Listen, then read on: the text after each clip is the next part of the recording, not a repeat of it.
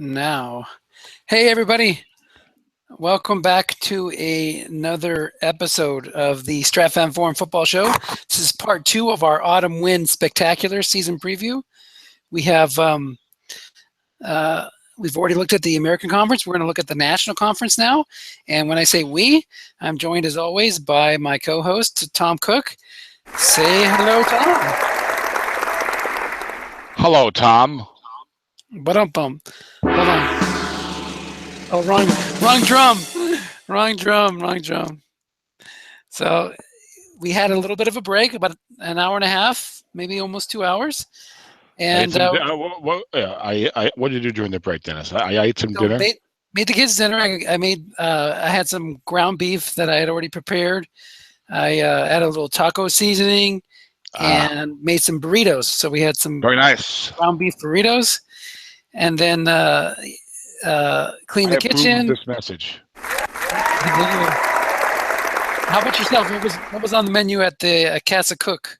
Let's see. I had some leftover roasted chicken. Roast chicken? Yes, I had some leftover. That's whenever one of the kids says roast chicken, I always have to answer like that because of remember in Lord of the Rings when Frodo finds out that Sam has brought some seasoning. Roast chicken. So there you go. I had some roasted chicken. Sounds good. And a bagel. I wasn't that hungry. I had eaten something before. I was a little hungry, but I wasn't starving. So, yes, that's it. And I watched probably about half of the debate. I have not watched any of the debate. I did look at the Dodger game. Fast forwarded through that a little bit. Okay. And they're in trouble against the Cubs. Yeah, they're down 5-2 last I heard, right? That was 8. It was 8. Yeah, the Cubs are up to 8. So that's not a good sign. Oh, 10-2. Yeah, 10-2 Cubs. But I tell you, I know you're a Dodger fan, but how about Cubs Cleveland World Series? Wouldn't that be awesome? I mean, as much as I'd love to see the Dodgers get in there, that would be really cool to see two perennial the two franchises that are the farthest away from having a World Series championship meeting, so that one of them will be elated and the other one dejected that they couldn't finally bring it home. Indeed. And then now with the end of Major League Baseball, it'll explode. They cannot handle the Cubs and the Indians in the World Series. But they didn't play in the World. They didn't play in a World Series a long time ago, did they? I don't think so. I'm not sure. In 48, Cleveland lost, I think, to the Boston Braves, didn't they? Yeah, I believe you're correct. I'm not up on the history that much. I knew it was 1948. Yeah. 1908 and 1948. I think in 45, the Cubs, isn't the last time the Cubs made the World Series was 45, I think? Right. Isn't that crazy that you have 1-year-old babies in Cleveland that have only known championships? You know, the basketball team wins the championship and the baseball team's now in the World Series. Yes, that is good. And then the Browns are next. They're off to a slow start, but they'll pick it up, win the last 10. Oh yeah, they're tilted. They're favored to win that Super Bowl now. Yeah. Well, I was looking at next year. I was looking at next year's draft because I was getting my I like to look at the rookies. Yeah. Since we're doing order winner, like I'm gonna have like a top 6 or 7 pick probably with this team. Well, who's going to be there? And I was like, all right, and it is not looking like a good draft. I mean, the top of the draft is always good. There's always going to be the 3 or 4 guys that are real studs. And next year, I'm sure Ezekiel Elliott and Carson Wentz and probably Dak Prescott. And then maybe like someone like Jalen Ramsey or whatever. Those guys will be up there real high, and you'll be happy to get one of those guys. But boy, you told me that it was going to be a strong draft, though. I thought you said it was. I thought it was. I mean, Jared Goff hasn't played yet. Ronnie Stanley's banged up. DeForest Buckner is not going out that great yet. You got and then for Autumn Wind, offensive tackles like Jack Conlon and Ronnie Stanley. Autumn Wind with the double counting, they're not going to be super pumped on the offensive lineman in the top 10. You know what I'm saying? Yeah. But like the rest of the NFL first round, like from 11 on, even 10 on, because Eli Apple's injured. Even 9, Leonard Floyd. I mean, he's playing, but he's not grading out well. It's early, but like Eli Apple's injured, Vernon Hargraves is injured, Sheldon Rankins is injured, Larry Tundel's not playing that great. Corey Coleman's injured. Ryan Kelly's a center. Shaq Lawson's injured. Deron Lee looks all right. But not like a surefire type of guy. Will Fuller has looked great, but he's a smaller, speedier guy, and he's banged up now. Josh Doxson's injured. Laquan Treadwell's on the bench. William Jackson III is another Bengals late first round corner who's not doing anything. Paxton Lynch, I don't know. Kenny Clark, 3-4 defensive end for Green Bay, isn't really playing much. Joshua Garnett, I never even heard of. He's a guard for the Niners. I don't think he's playing. Robert Ekamdichi only has 25 snaps. Yeah. That was 11 through 31. 11 through 31. All right. Outside of at 11 to 31, here are the guys that are doing good so far. Carl Joseph, Corey Coleman, except he's hurt. Taylor Decker's not doing too bad. Cameron O'Neill's definitely doing good. Those two safeties are doing good. Brian Kelly's doing good, but he's a center. Will Fuller's doing good, but he's injured. Yeah, we haven't seen anything from Laquan Treadwell. No. So? Yeah. Yeah. Jermaine Ifedi, yeah, sure, he's a decent player. But, you're drafting 14th next year. You want Jermaine Ifedi? No, probably not. That's not the type of guy you want at 14. No. Right? Who are you drafting 14th next year? There's 10 games to be played. A lot of these guys pick up as the season goes on. Goff doesn't have a card yet. Stanley is not supposed to be out too long, so she'll be fine. Buckner, I think, will pick it up. Leonard Floyd could pick it up. I don't know how long Eli Apple's going to be out. But some of these guys are out for a while. I think Hargreaves is out. I think Rankins is out. Corey Coleman, you like, but he's a receiver. So it might be one of those good years to be drafting at the back of the draft, where you take a guy who was hurt and has the pedigree and winds up turning into goes from a zero to a hero in their second year. So might be one of those years to not be drafting. Yes, trade him away. That's another idea. Yeah. It's like you want to draft very high or not at all. Wonderful. That's great. I'm glad that everyone tuned in. Autumn Wind Part 2. Yeah. I haven't posted. I have not posted Part 1 because I figured I could post them both together. Let everyone tune in. Autumn Wind Part 2, so they can hear us talk about the rookies next year. Yeah, I know. I will always talk about rookies all the time. Anytime, 24 hours a day, 7 days a week. Indeed. So, all righty. Well, let's get into this national conference. We did the American Conference. We had a big disparity in the number of wins and losses. Yes. Can you say AFC and NFC? The American Conference and National. I hate that. Okay. It doesn't feel like the NFL. League. Okay, the AFC and the NFC. There you go. So we did the AFC, and now we're going to do the NFC. Conference. I feel like I'm talking about the Federal League, 1911. Head Arena Football League is down to 4 teams. Gosh, isn't that crazy? Well, I don't really watch the Arena League, so it's not too surprising. Why? But Pro Football Talk just had a little. Despite being in the same city, I did not buy season tickets to the LA Kiss last year. So really. I did not want to. I have yet to attend my first New York/New Jersey New Jersey Red Bulls game either. Nice. Oh well, it happens. I did go see the New Jersey Nets numerous times when they're in the Meadowlands. Nice. So. That counts for something. Yeah, usually when they were bad, they usually were bad. So, right. But I went to see them in the playoffs. When they had for like 2 years, they had a good team when Chuck Daly was coaching, and they had Kenny Anderson, Derek Coleman, and Drazen Petrovic, and that was like a fun team to root for. Well, especially Drazen Petrovic was really exciting. She tragically was killed when he was still young. It'll be NBA like 3 or 4 years, but that was kind of a fun team. So, but I like the Knicks back when they had Patrick Ewing and those guys. But I was a huge Knicks fan. I went to a conference final, Game 4 against the Bulls. Nice. So Michael Jordan missed a wide open dunk by himself. The place went crazy. Of course, we lost. Yeah,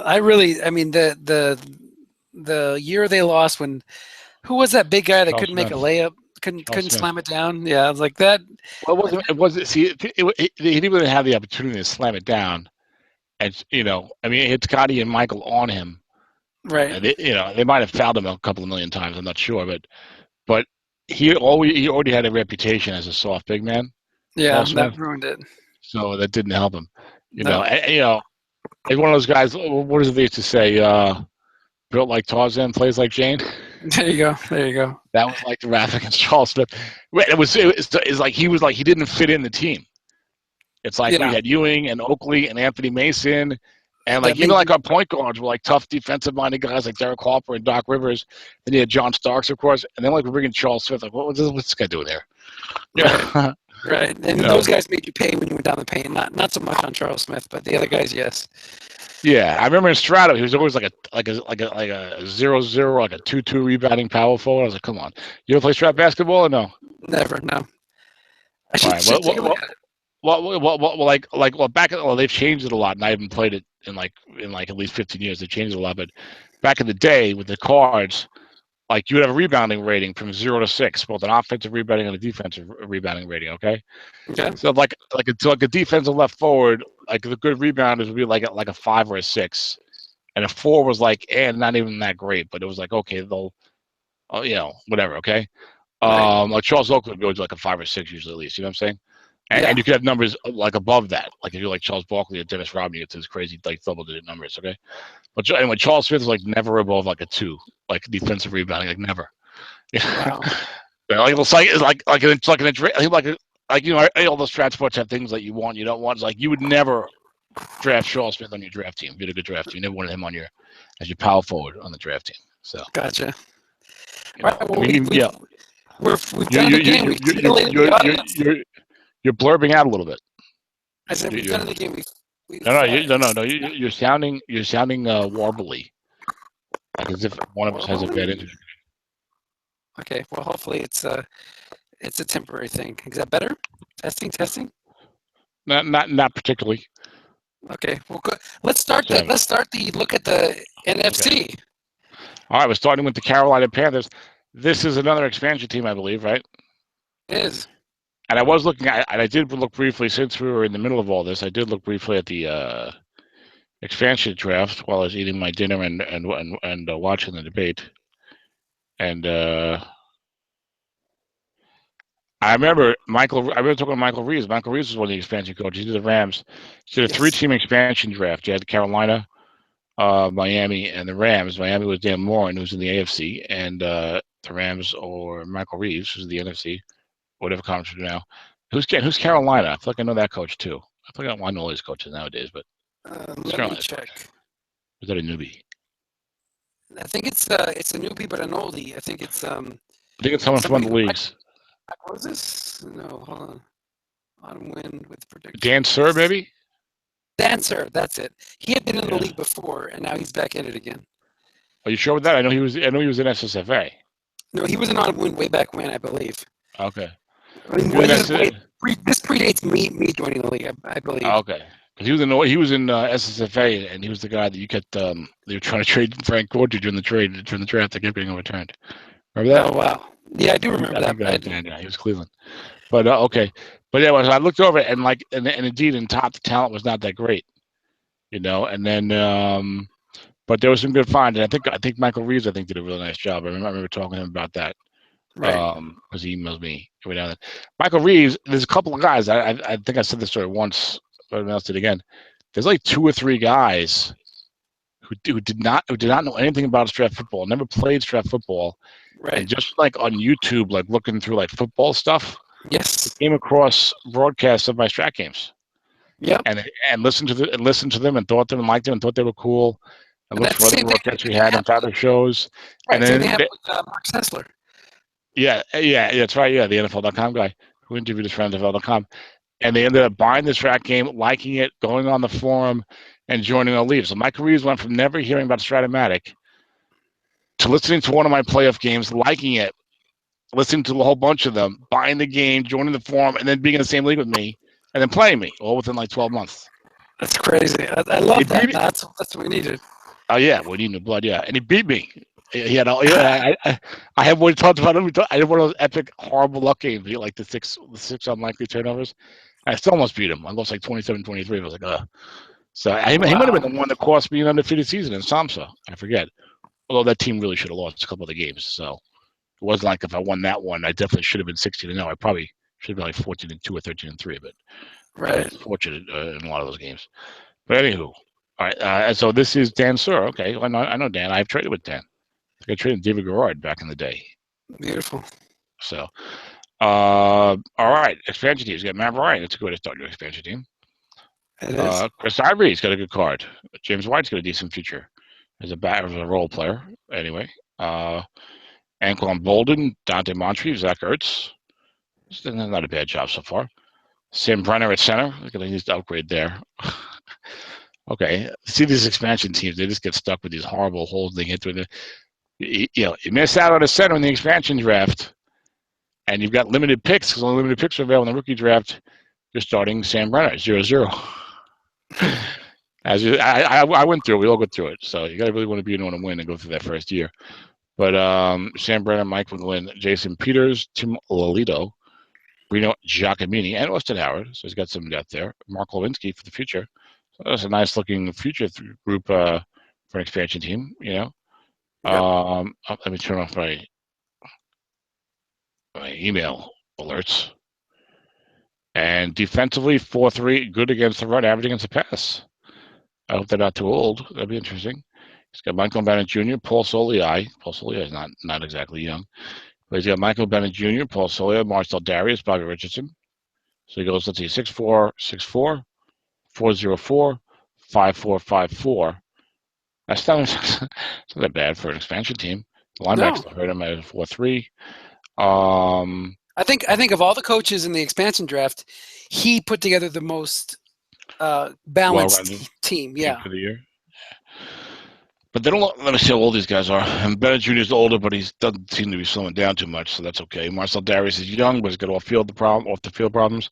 Tom Johnson's coming on a little bit, and he's got Nick Fairley on the bench, so that's something. Robert Mathis, he's not in the young category, Dennis. He's about to retire probably.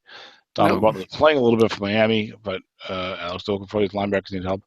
Anthony Hitchens, he's not old, but I'm not a big fan of his, but he's playing. Got Sean Smith is still playing pretty well. He's getting older.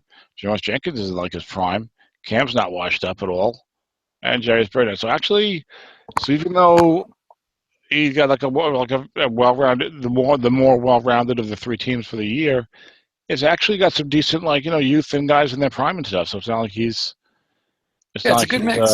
It's like when Dave Will went for the year, kind of the first year. I think it was a little more to the detriment of the future than this guy has. You know what I'm saying?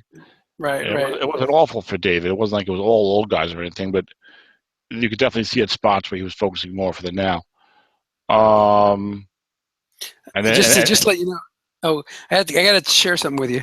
So I played Gary earlier tonight in Frozen Tundra. Gary Nagata. Gary Nagata. What is it? Nagata Navila. Dun. Good. Gary, don't call me Haloti Nagata.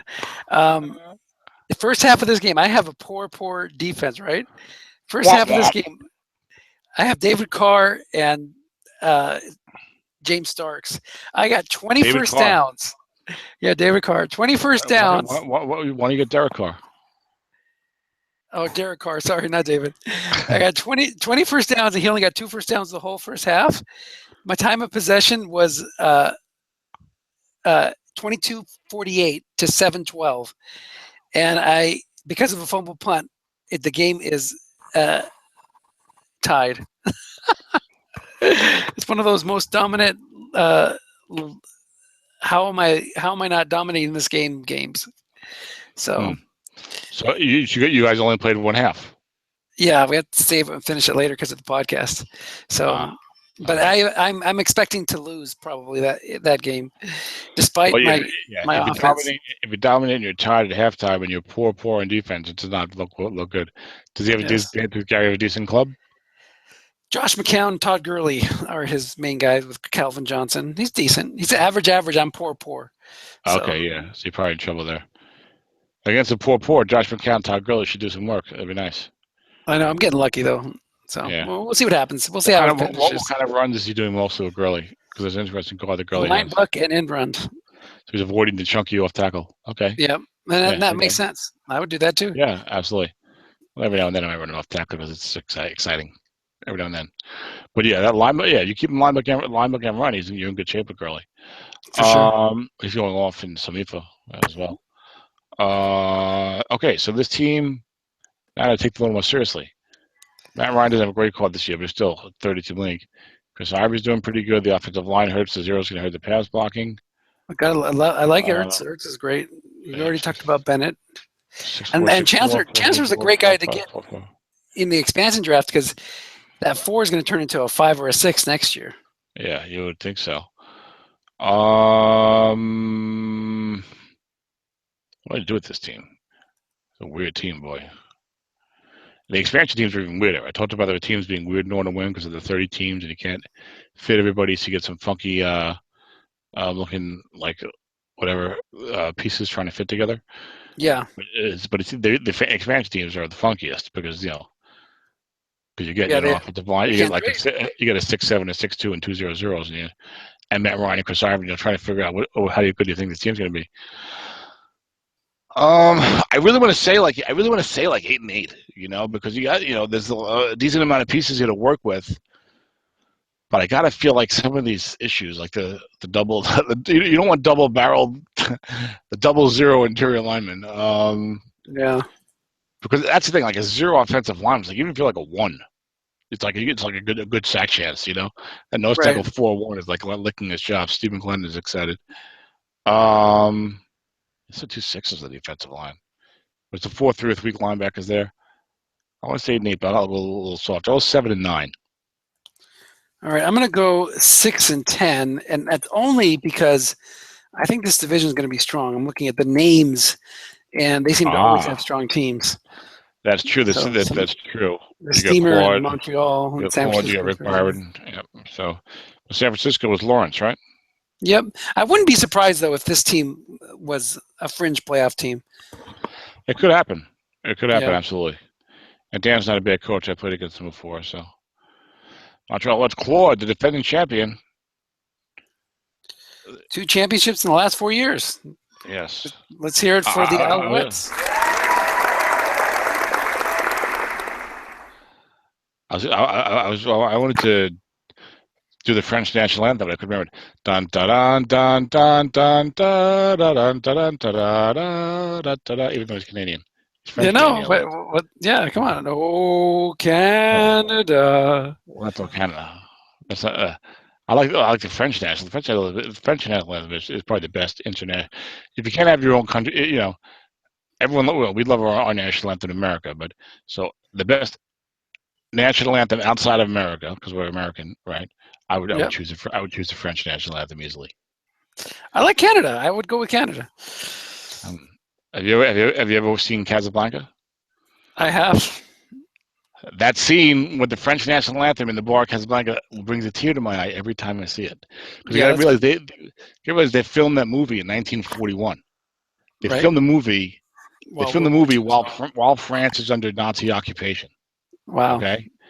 And then there's a scene in the bar where the Victor Laszlo character, who's a French actor, Paul Henry, he was French, rouses the band to play the French national anthem, and like this French actress, and everyone gets up and is cheering, and this French actress has so much emotion on her face, you see it, and she's French. She's filming the movie while the country's occupied, and they're doing the national anthem. She gets all like into it, yeah. When you think of it in those terms, how do you not right. like well up yourself? You know what I'm saying? Hold on 1 second. Mm-hmm.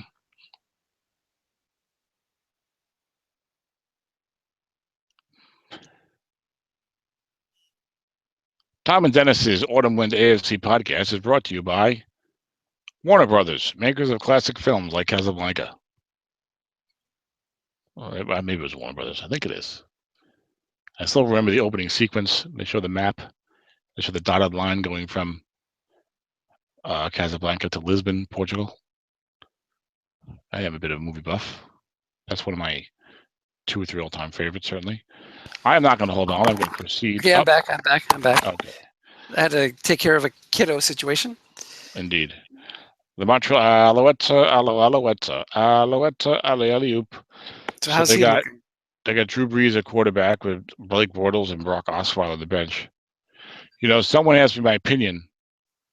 Someone needed a quarterback, and they were negotiating. They were offered Brock Osweiler for a substantial amount, and they emailed me about it unsolicited. Or they only and said, "Hey, I can get Osweiler for this. What do you think of that?" And I said, "I think that's way, way, way too much for Brock Osweiler, and I would never pay that in a million years." Osweiler's shaky. And I think the guy made the right move, not taking that deal. Good. So, now, I was reviewing some of the Autumn Wind threads as I continue to dig myself a deeper hole in Autumn Wind as Larry's preparing my disinvitation letter.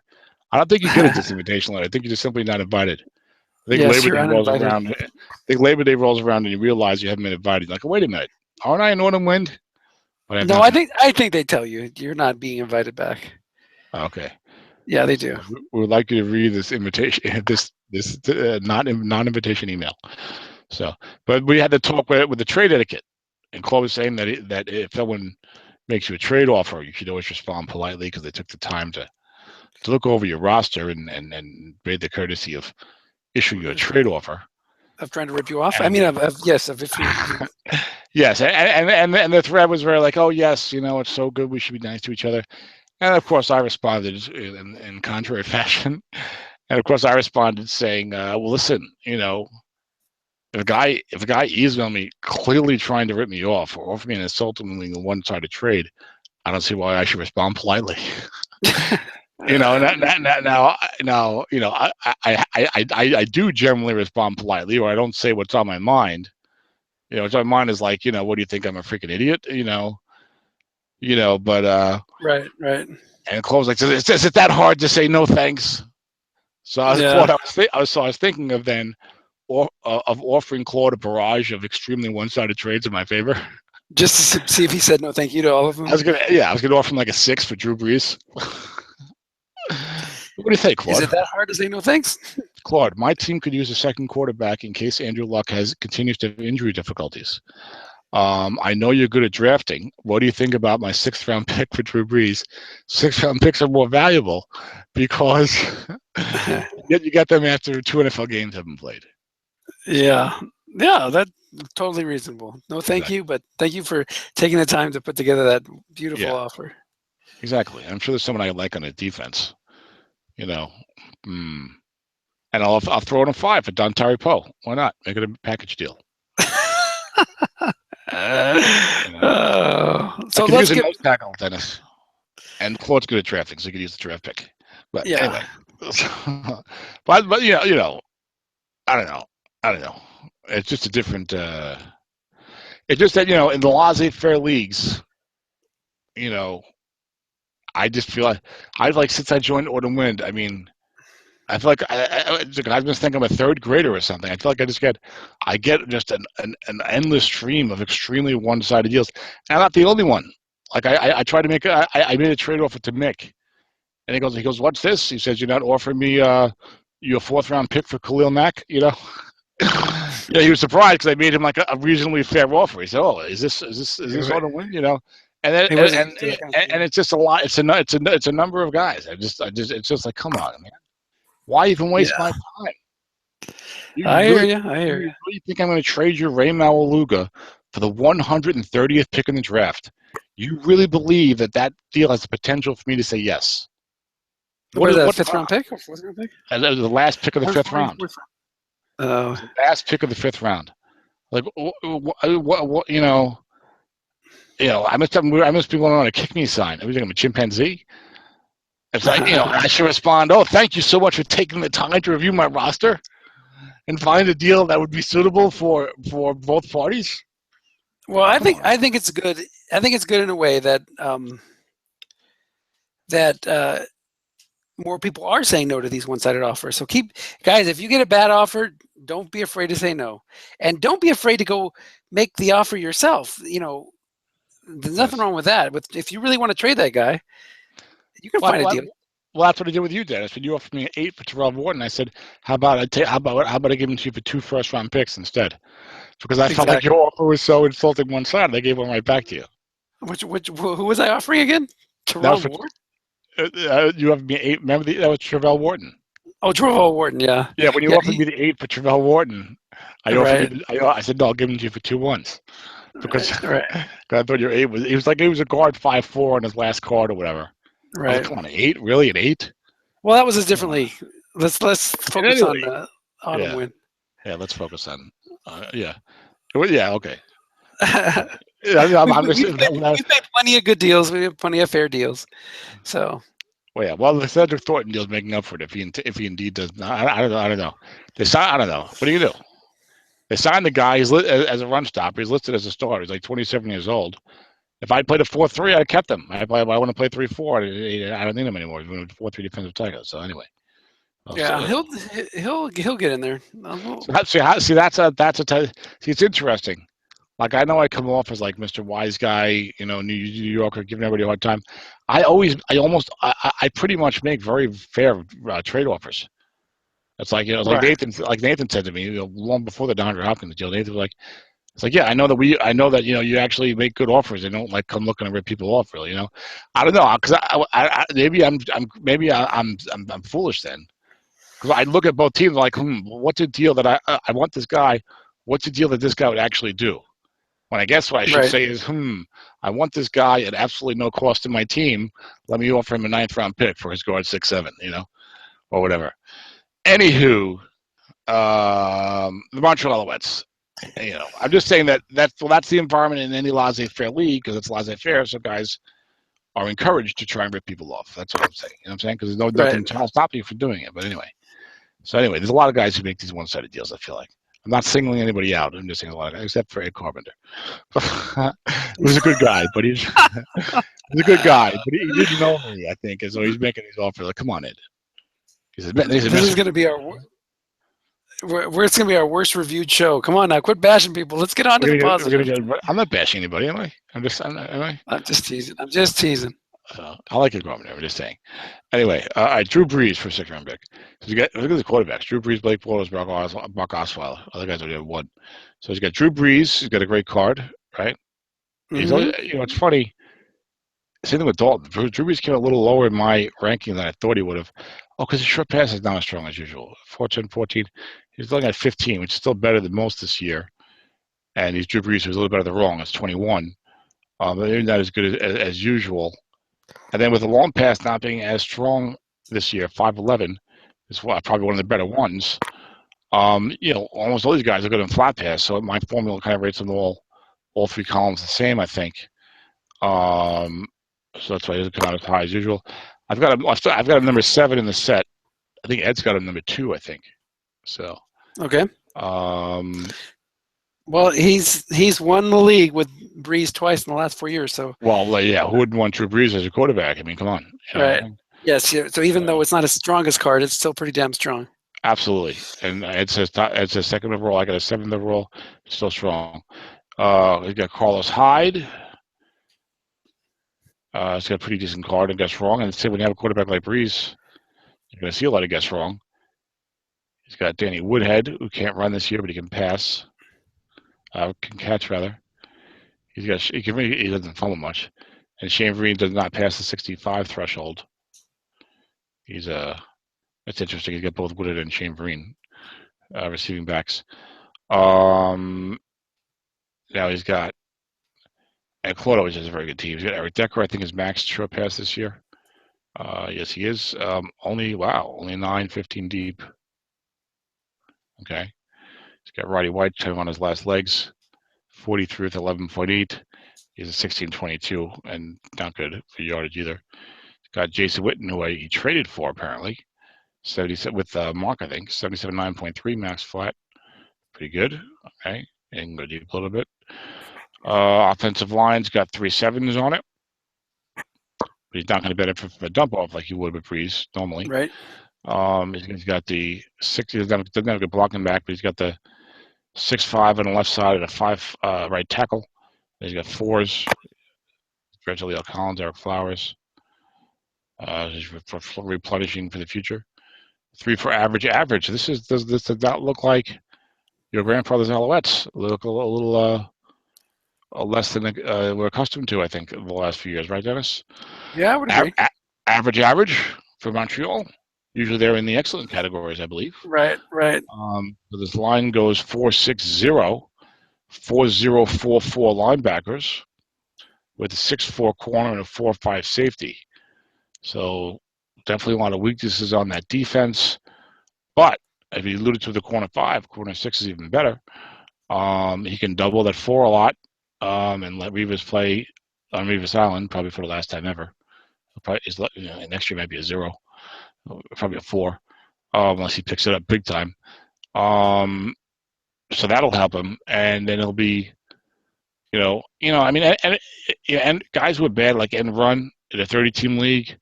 There's not a ton of great backs out there, so it's not as bad as in a 24-team league. Right. And he's got the nose tackle 6, so he can flood the outsides more and bring the safety up occasionally once he establishes double teaming on the right corner. I don't know. Claude is aggressive. I mean, you played Claude more than I have. Like, I played him last year. My team really wasn't that good, and his team was awesome. And I think he was excellent. He just stood there the whole game. It was excellent. All you need to do. And I had trouble moving against him. But when he needs to move around a lot, does he do that, or is he kind of let the guys? He's a really solid coach. You don't win 2 titles by just being predictable. He can double team well. He's a good coach. But I think it's more of a matter of, hey, I've won 2 titles. I'm not going to go chasing after, giving up the future to shore my holes. I've gotten the title, and I have the title in my pocket.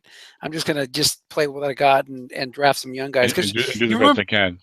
Yeah, I remember in his draft, we talked about it. He picked 30th, 60th, and 90th or something like that. And La'el Collins was one of his picks. And that was his first round pick.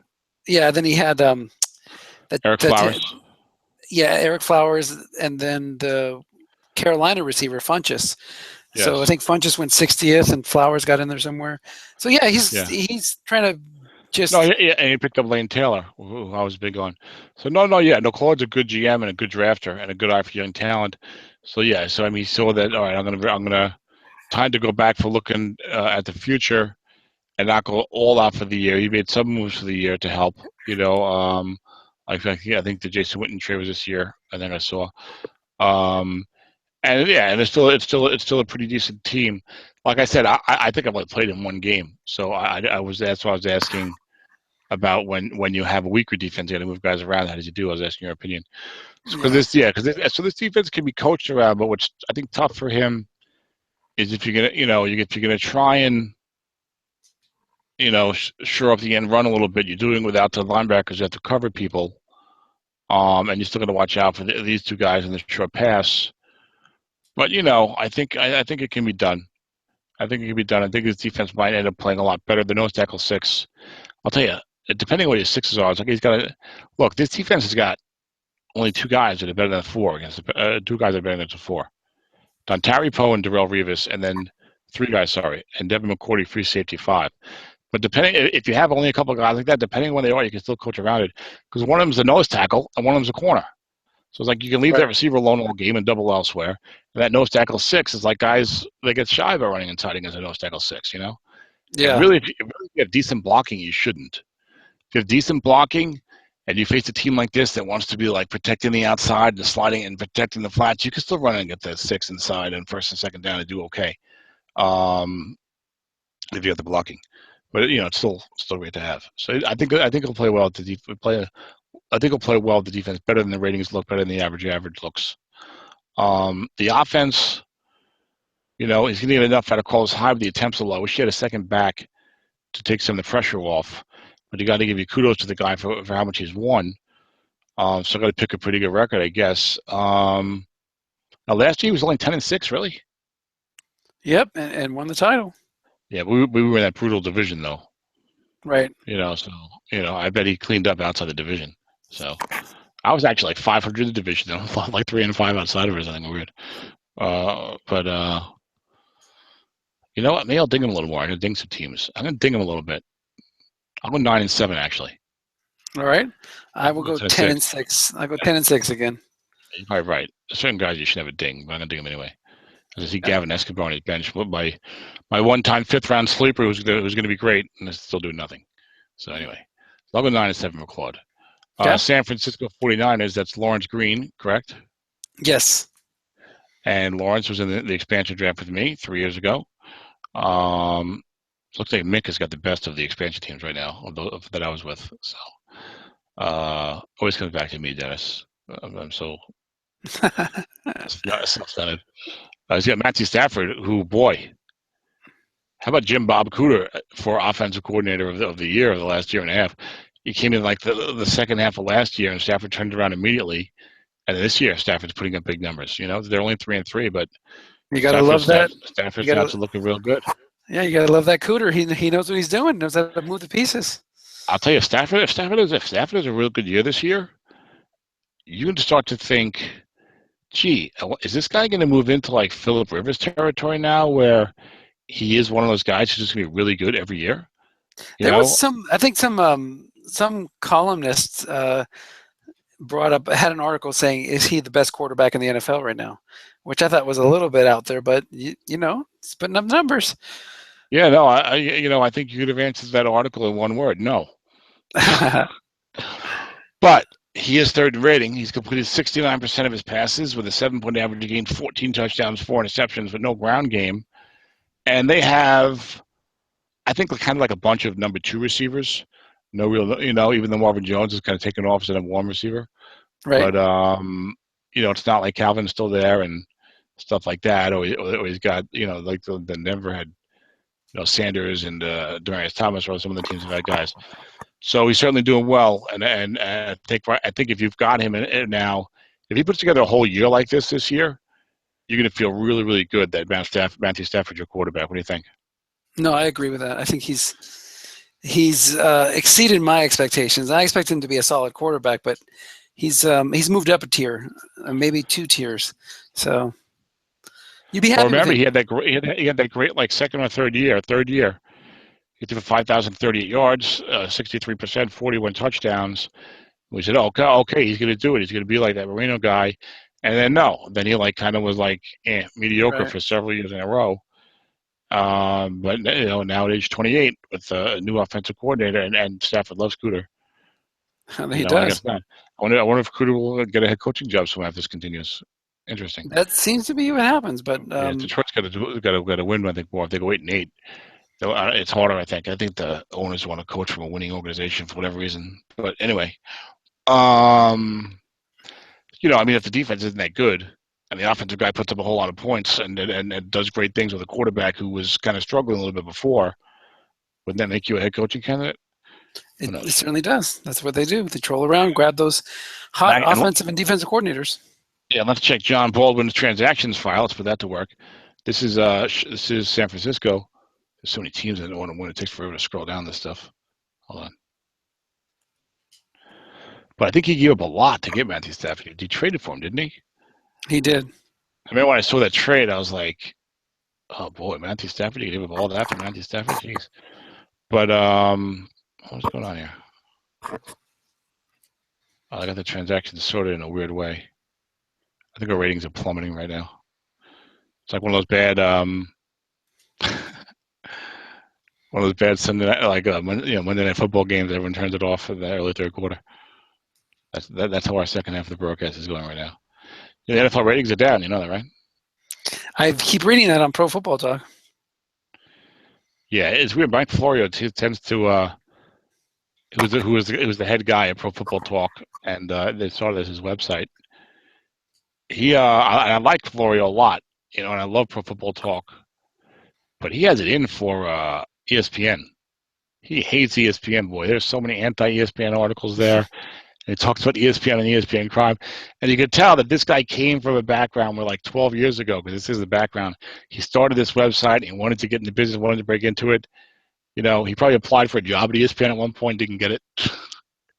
Well, I thought he was a lawyer, though. I don't know if he was a lawyer, but he started this website. He wrote about it last year. He started this website, 10, 12 years ago while he was still a lawyer. And he wanted to become a football commentator instead of being a lawyer. And it grew from there, and then it grew a lot over the course of 3 or 4 or 5 years, to the point where NBC bought him out or whatever. You know what I'm saying? Right. With an agreement that he would still work it or whatever. You know what I'm saying? Yeah. And that of course allowed it to grow even more to the point where he's on the panel on Sunday Night TV now. You know what I'm saying? Yeah. But whatever. But in those early years, who knows? I don't know if he applied for a job at ESPN or not, but he hates ESPN, man. And they have comments there, and like once or twice, I wrote about Florio had the name for ESPN, they deleted my comment. They went, wow, wow. It's like wow, because gotcha. like the comments down there are like typical like internet trolling bullshit comments. It's not like yes. There's no rules like on the forum with Dan Patterson where you can't say certain things or whatever. For the most part, you're not allowed to, I'm sure, say things that are racially offensive and stuff like that. But you can troll people, like you're not allowed to do on the Strat Fan forum, allegedly. And so I was like, whoa, my ESPN comment was too much, So anyway, he had to interview ESPN, and I don't know what there was something else I was going to say about him. When now I lost it. Oh well. Oh, he's out for right. They must have snubbed him. He wanted a job there. No, there's something else that was a pet peeve of him. He's like two pet peeves. Oh, the ratings. Yeah, he seems to take a glee in like watching the NFL like suffer in terms of like like he loves the game and the players and the coaches and stuff, but he hates all like the BS and the PR nonsense and all that stuff, So like for he's like kind of gleeful that like the owners are like, oh no, the ratings are down. You know what I'm saying? Right. Or like the NFL thinks it's like king of everything and oh great, excellent, the ratings are that good. Take him down a peg. You know what I'm saying? I tend to read a little of that into some of this stuff. Because he comments on the ratings every single week, because they're down. I don't read about and it is a story, but it goes back to what Mark Cuban said that pigs are going to eat and hogs are going to get slaughtered or something like that. Pigs get fat, hogs get slaughtered. That's the there you go. Yeah, so that's what he's been talking about the NFL. Just that when is enough is enough, and we may have hit onto the gluttony of the league. There's so much football on TV that are we getting tired of it? That's the point. Yeah, well, the novelty does wear off. I think. I mean, there's a lot of reasons for it. I mean, is it overkill? It's like why watch a Thursday night game really? Right. I've already watched like 3 games that week. I don't watch another one. Yeah. I'm about as big as NFL fan as you can find. I'll put the games on and always watch them. But I found myself this year skipping some of the Thursday or Monday night games when last year I wouldn't have. Right. That was it the political season? Is it the Colin Kaepernick thing? I could see a certain segment of fans saying, you know what? Especially when it's more than one player, there's 2 or 3 guys per team. On a lot of teams taking a knee during the national anthem, I could see a lot of fans being like, maybe not a lot, but I could see a definite segment of the fan base being like, these guys are making millions of dollars to play in a game, and we know what the economy is for the country in general. It's not great for a lot of working class, middle class people who tend to be football fans, and they don't even stand for the national anthem. Right. Screw this. I'm not watching. Tampa Bay Jacksonville on Monday night. There's a lot of times you get bad games in some of these Monday night or Thursday night games also. So who knows what it is? Well, let's say that for the political show, and let's get on to the next. What did we say for Montreal?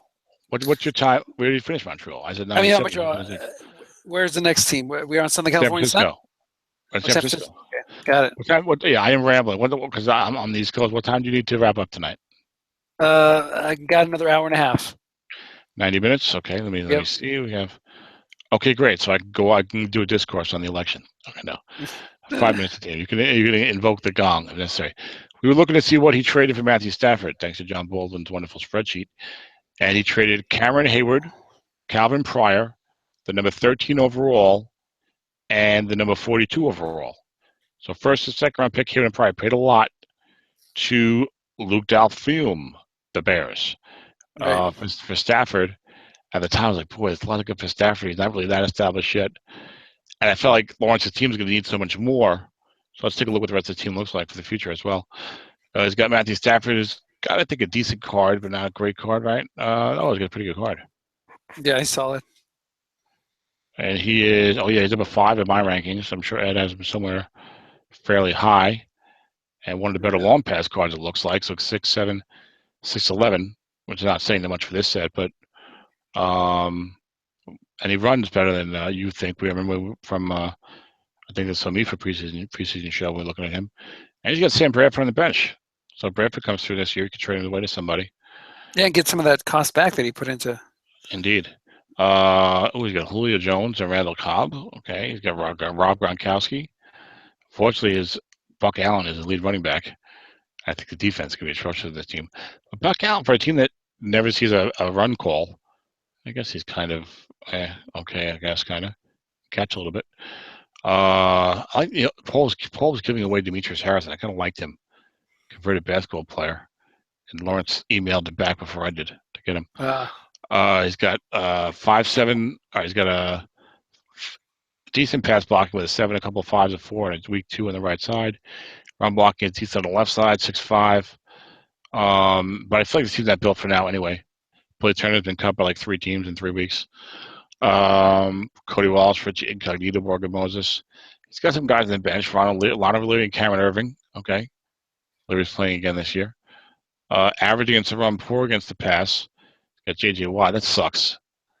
You have a guy like J.J. Watt, and he's like been awesome for 5 years, and maybe your team hasn't been great or whatever, and you've got him, and like, bang, like back injury. Like a back injury for like a football player. Yeah, that's rough. It's like you don't know if that guy can ever be close to what he was. You know what I'm saying? Yeah. So we'll find out. I mean, it's hard to come back from these because you got 300-pound guys pushing you every play. Yeah. You know. I mean, it's like it doesn't take much for you to be, not as good as you were. But for this year, he goes 6'04", 5'5". He's got Justin Houston. He's injured too. 5'5", 5'4" corner, 0-0 safety. So this team, I think, is going to struggle because the defense is not good. I think Lawrence likes the offense because in Samifi's got an offensive team.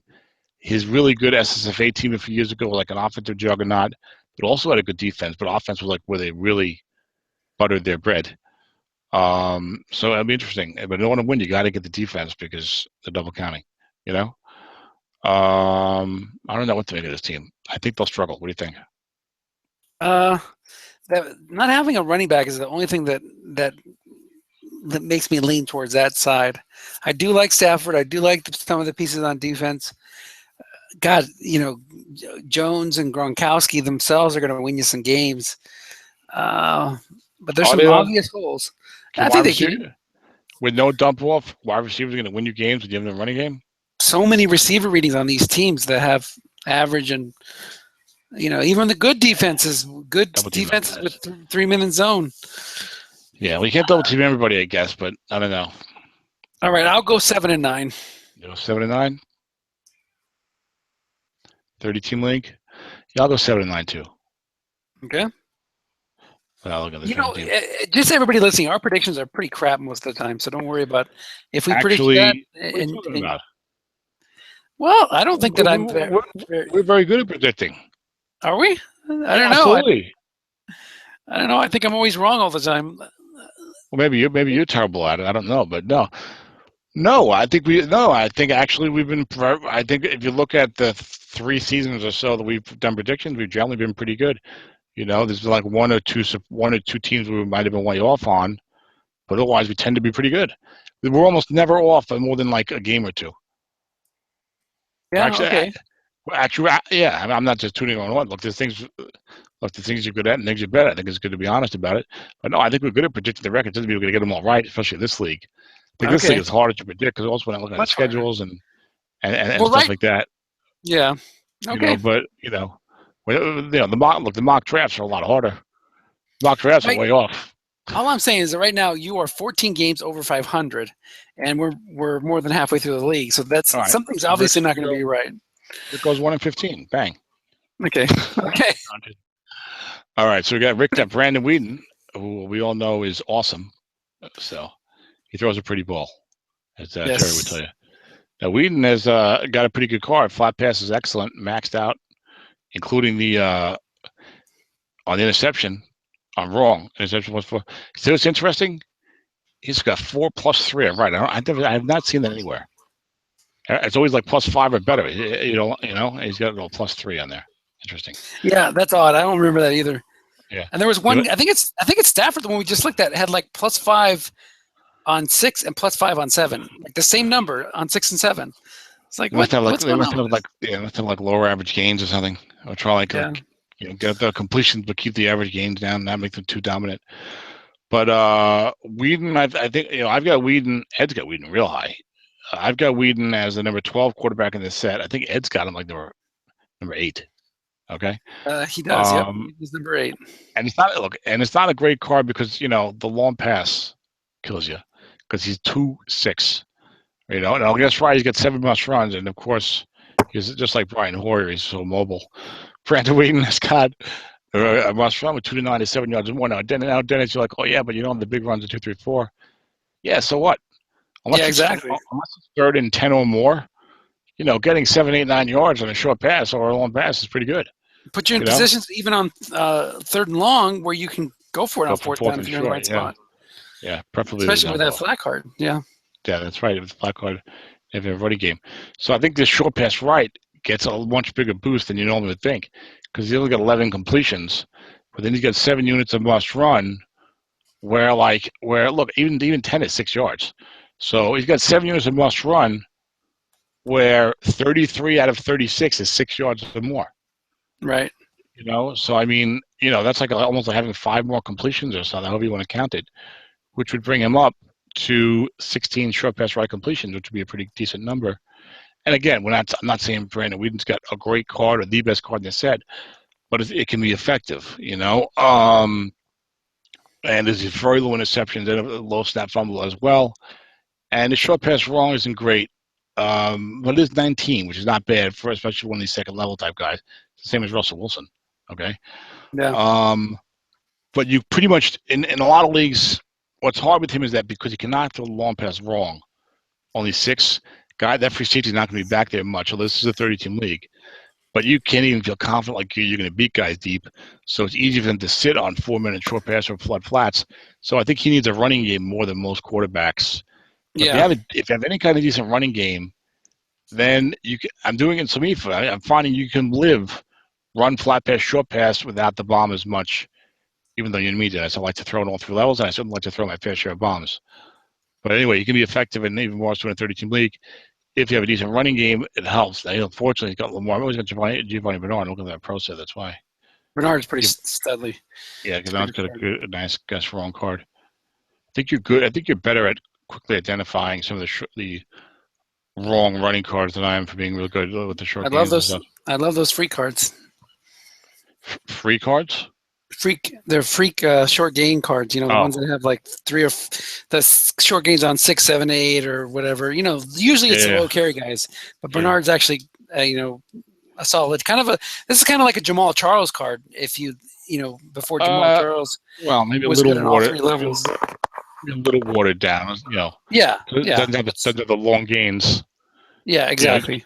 But Jamal's got everything. So the short gains, the long gains, and the good guess right. But there was a time when Charles wasn't good on line bar, that he only had the off tackle and run cards. Well, I'm talking more about that. Charles also has the great runs on the 2 and the 12. True. In addition to his short gains normally, and Bernard, a guy you think of as a scat back, the soft tackle right is not bad at all. Yep, you're right. I mean, it's not great, but it's not bad. Right. His type of guy, +5, +4, +4, +6, +3. So it's not too bad. I mean, it's not like Marshawn Lynch. You're not going to pound him but it's not bad, especially for that type of guy. And he's usually a great receiver, of course. Flat pass only, which is a little disappointing, but it's still very good yardage. When you get running backs 7 only, and then you look at the yardage and 8, 9, and 10 is +10, +9, and +8 on right. That's pretty nice. Yeah, agreed. And you want. Look, ideally, you got 5 guys that can catch the ball, at least to some degree. And you really want to have the guys that the outside linebackers are covering being able to catch those flat passes because you're going to keep those linebackers home more often. That's going to open up your running game if you want to run the ball. So now Bernard does not have unlimited carries, and he's got Lamar Miller, who Rick was extremely upset about the type of card he got. And run wrong is not that bad, Dennis. That's about the only nice thing you can say about this card. Yeah. It's very chunky. Yeah. And it's even for chunky, it's like super chunk. It's like chunky, but it's like not even like as good chunky as you want. It's like why don't you be if you're gonna be like only like semi chunky, why don't you be even more chunky? You know, it's like I'm getting the +1 here on 7. I'm wrong, but I'm not getting like, you know. He only has 2 and 11. It's better than a short gain there. Right. And 11 is only 22 yards. Like 11 was like +39 or something, or +47. Right.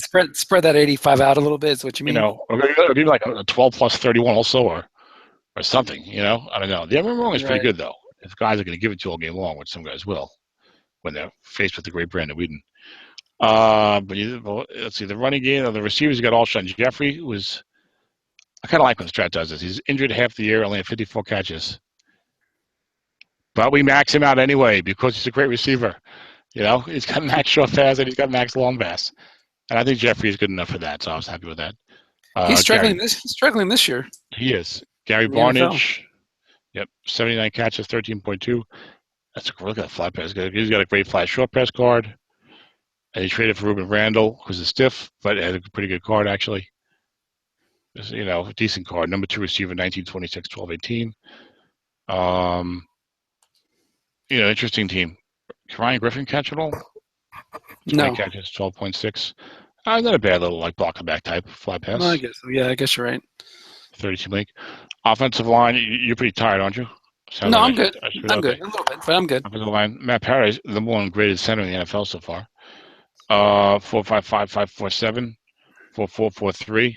He's really built his line with a couple of nice picks the last 2 years with Scherf, Paradis, and I think Chance Warmack is finally grading out kind of okay. I'm not certain.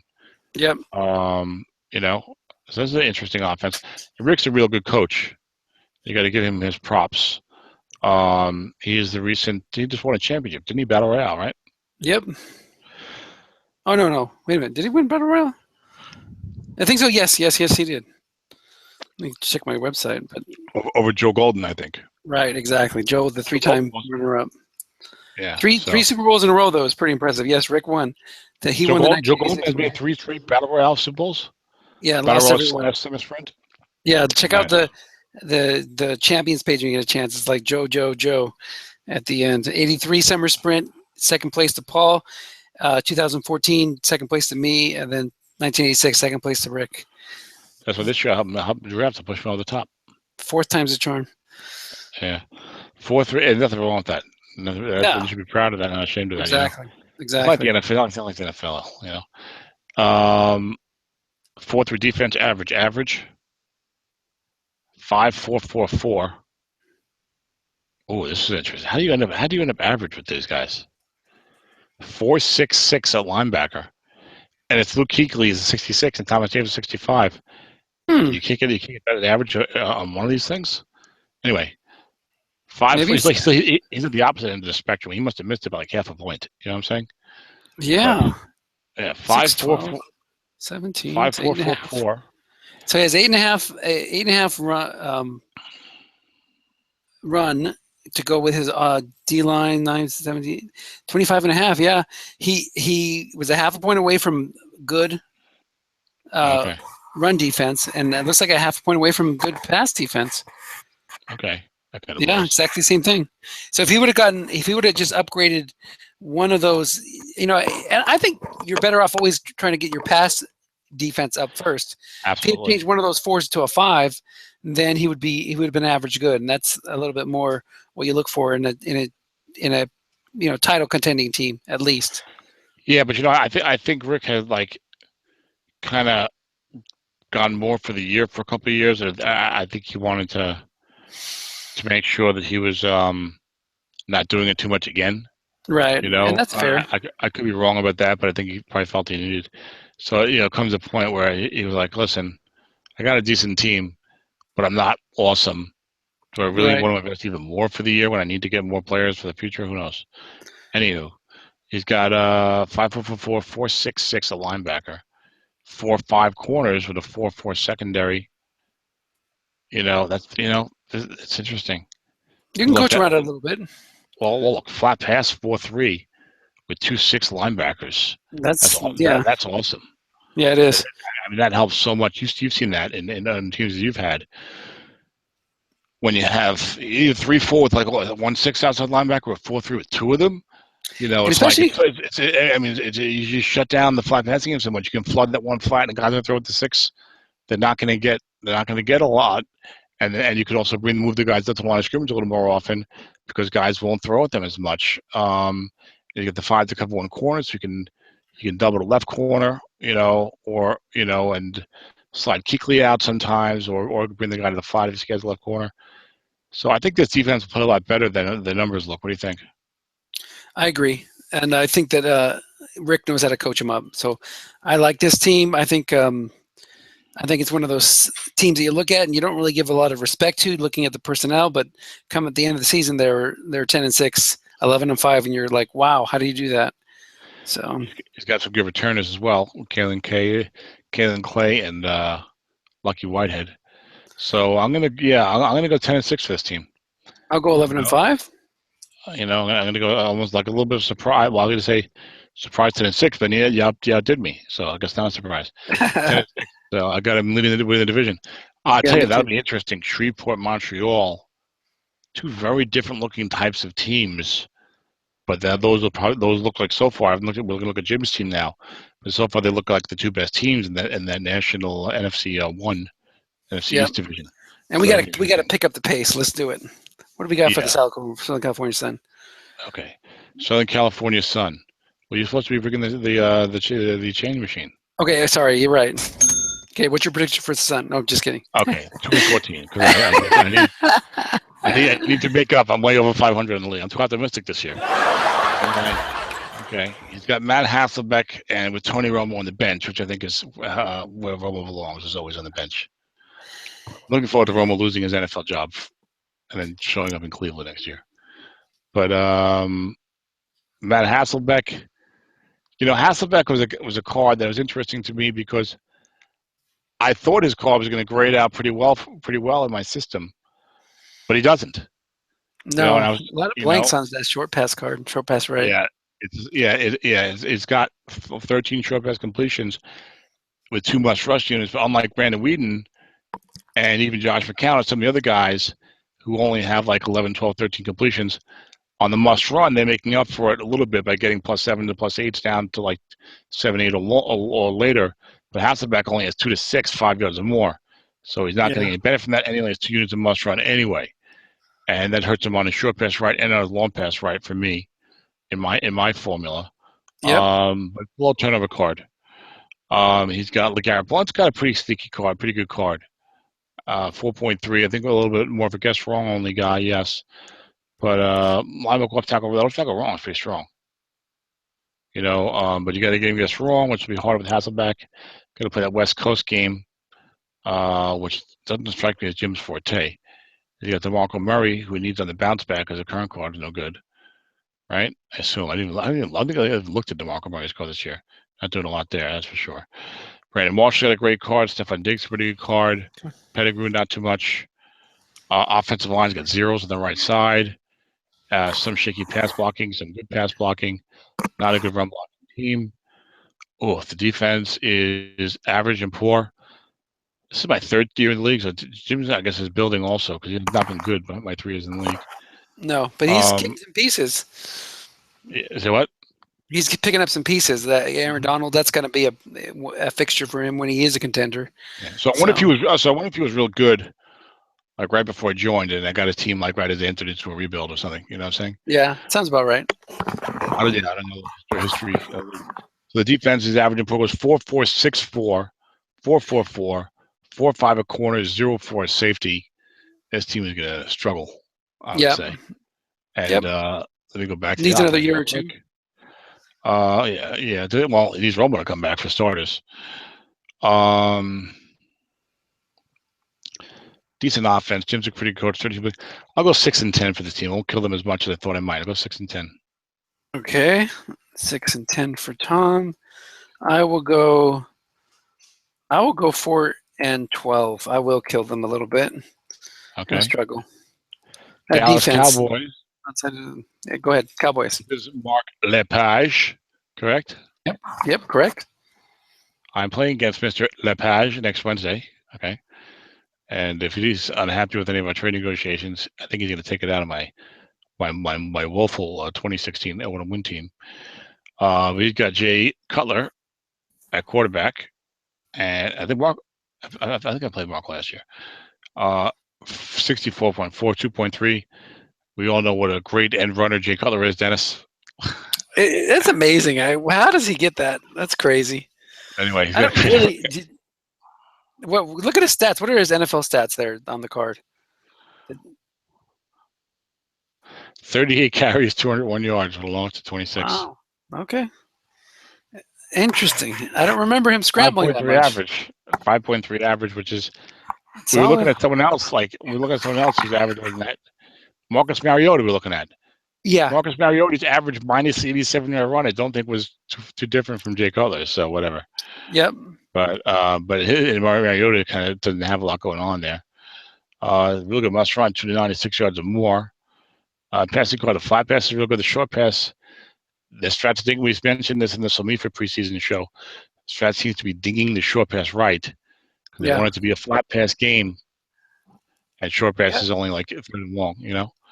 The digging the short pass wrong even more so because they know you need that short pass right sometimes to get a first down, 3rd and 10 for better conversions. But 6, 9, 12, only 12 short pass right, but the 4 must runs on him make it like a 15th. That's not bad. 5, 11, 18, 21 short pass wrong. That can't be right. 17. I had one twice. 17 short pass wrong, which is not good. 7, 9 long pass right, which are the best in the set. And 7, 8, 10, 11 wrong. The 10 is exceptional. Long pass right doesn't help you.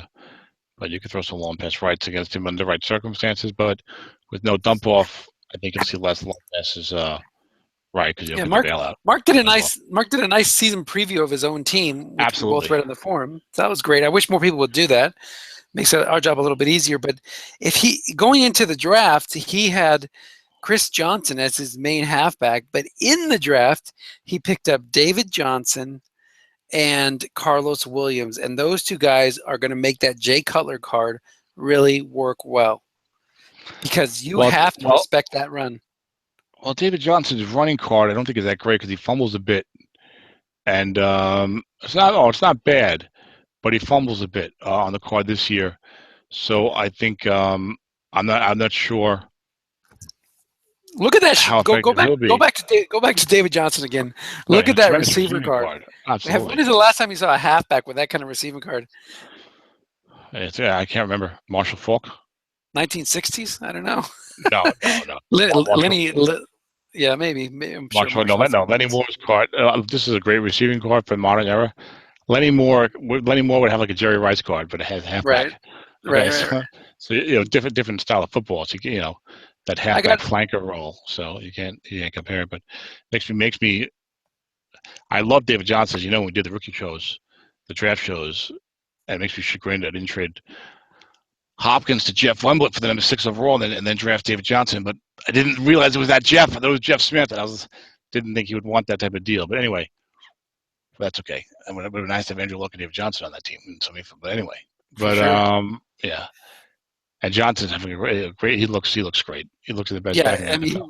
Exactly. I was just going to say that. So I think he's the best back. I think he's the best back in the NFL right now. Well, apologies to Ezekiel Elliott, who has that great line in front of him, and he's doing an excellent job. I like Johnson better as a player right now. But Elliott probably have a better, more productive career. But Chris Johnson, I think, is the end wrong is okay. But Chunky, the right is so bad that he's not as good as the other two guys. Carlos Williams is almost like the bread and butter guy. Then look at that. Look at his receiver card. He's got a great running card, and he can go deep, catch your short passes. If you get some wrong. The flat's not that good though. Yeah, it's got short some is good. And I know it's nice to have a guy to be able to go deep, but let's just calm down for a minute when it's 2.6 with the longest of 25. It looks like he has a dot though. Never mind. He's got a dot. You can throw it to him. So there you go. No. But go back to his stats. What's his longest catch? 26. Remember, it won't go more than 26. Remember, you have to be over 30 and the dot to get, unlimited gains. Yeah, they shouldn't even put the dot there then. Why say I dot? know.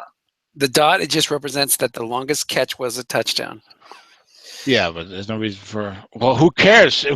I know. Who cares? With 26 yards for a touchdown, if you're making me play, if you know what I'm saying, if I'm not playing the dot rule, then it doesn't matter. And if I am playing the dot rule, it still doesn't matter because it's still not going to go all the ways anyway. But yeah, but he's got a really nice running card. Interesting linebacker. It's weird. It's like I like his linebacker because he got the 6'8" short gain here. It's okay, but the off tackle's got a short gain and some other big runner than plus 26 here, so that's better. But the runner got a 6'8" short gain here, the plus 25. So I don't know which column is the best.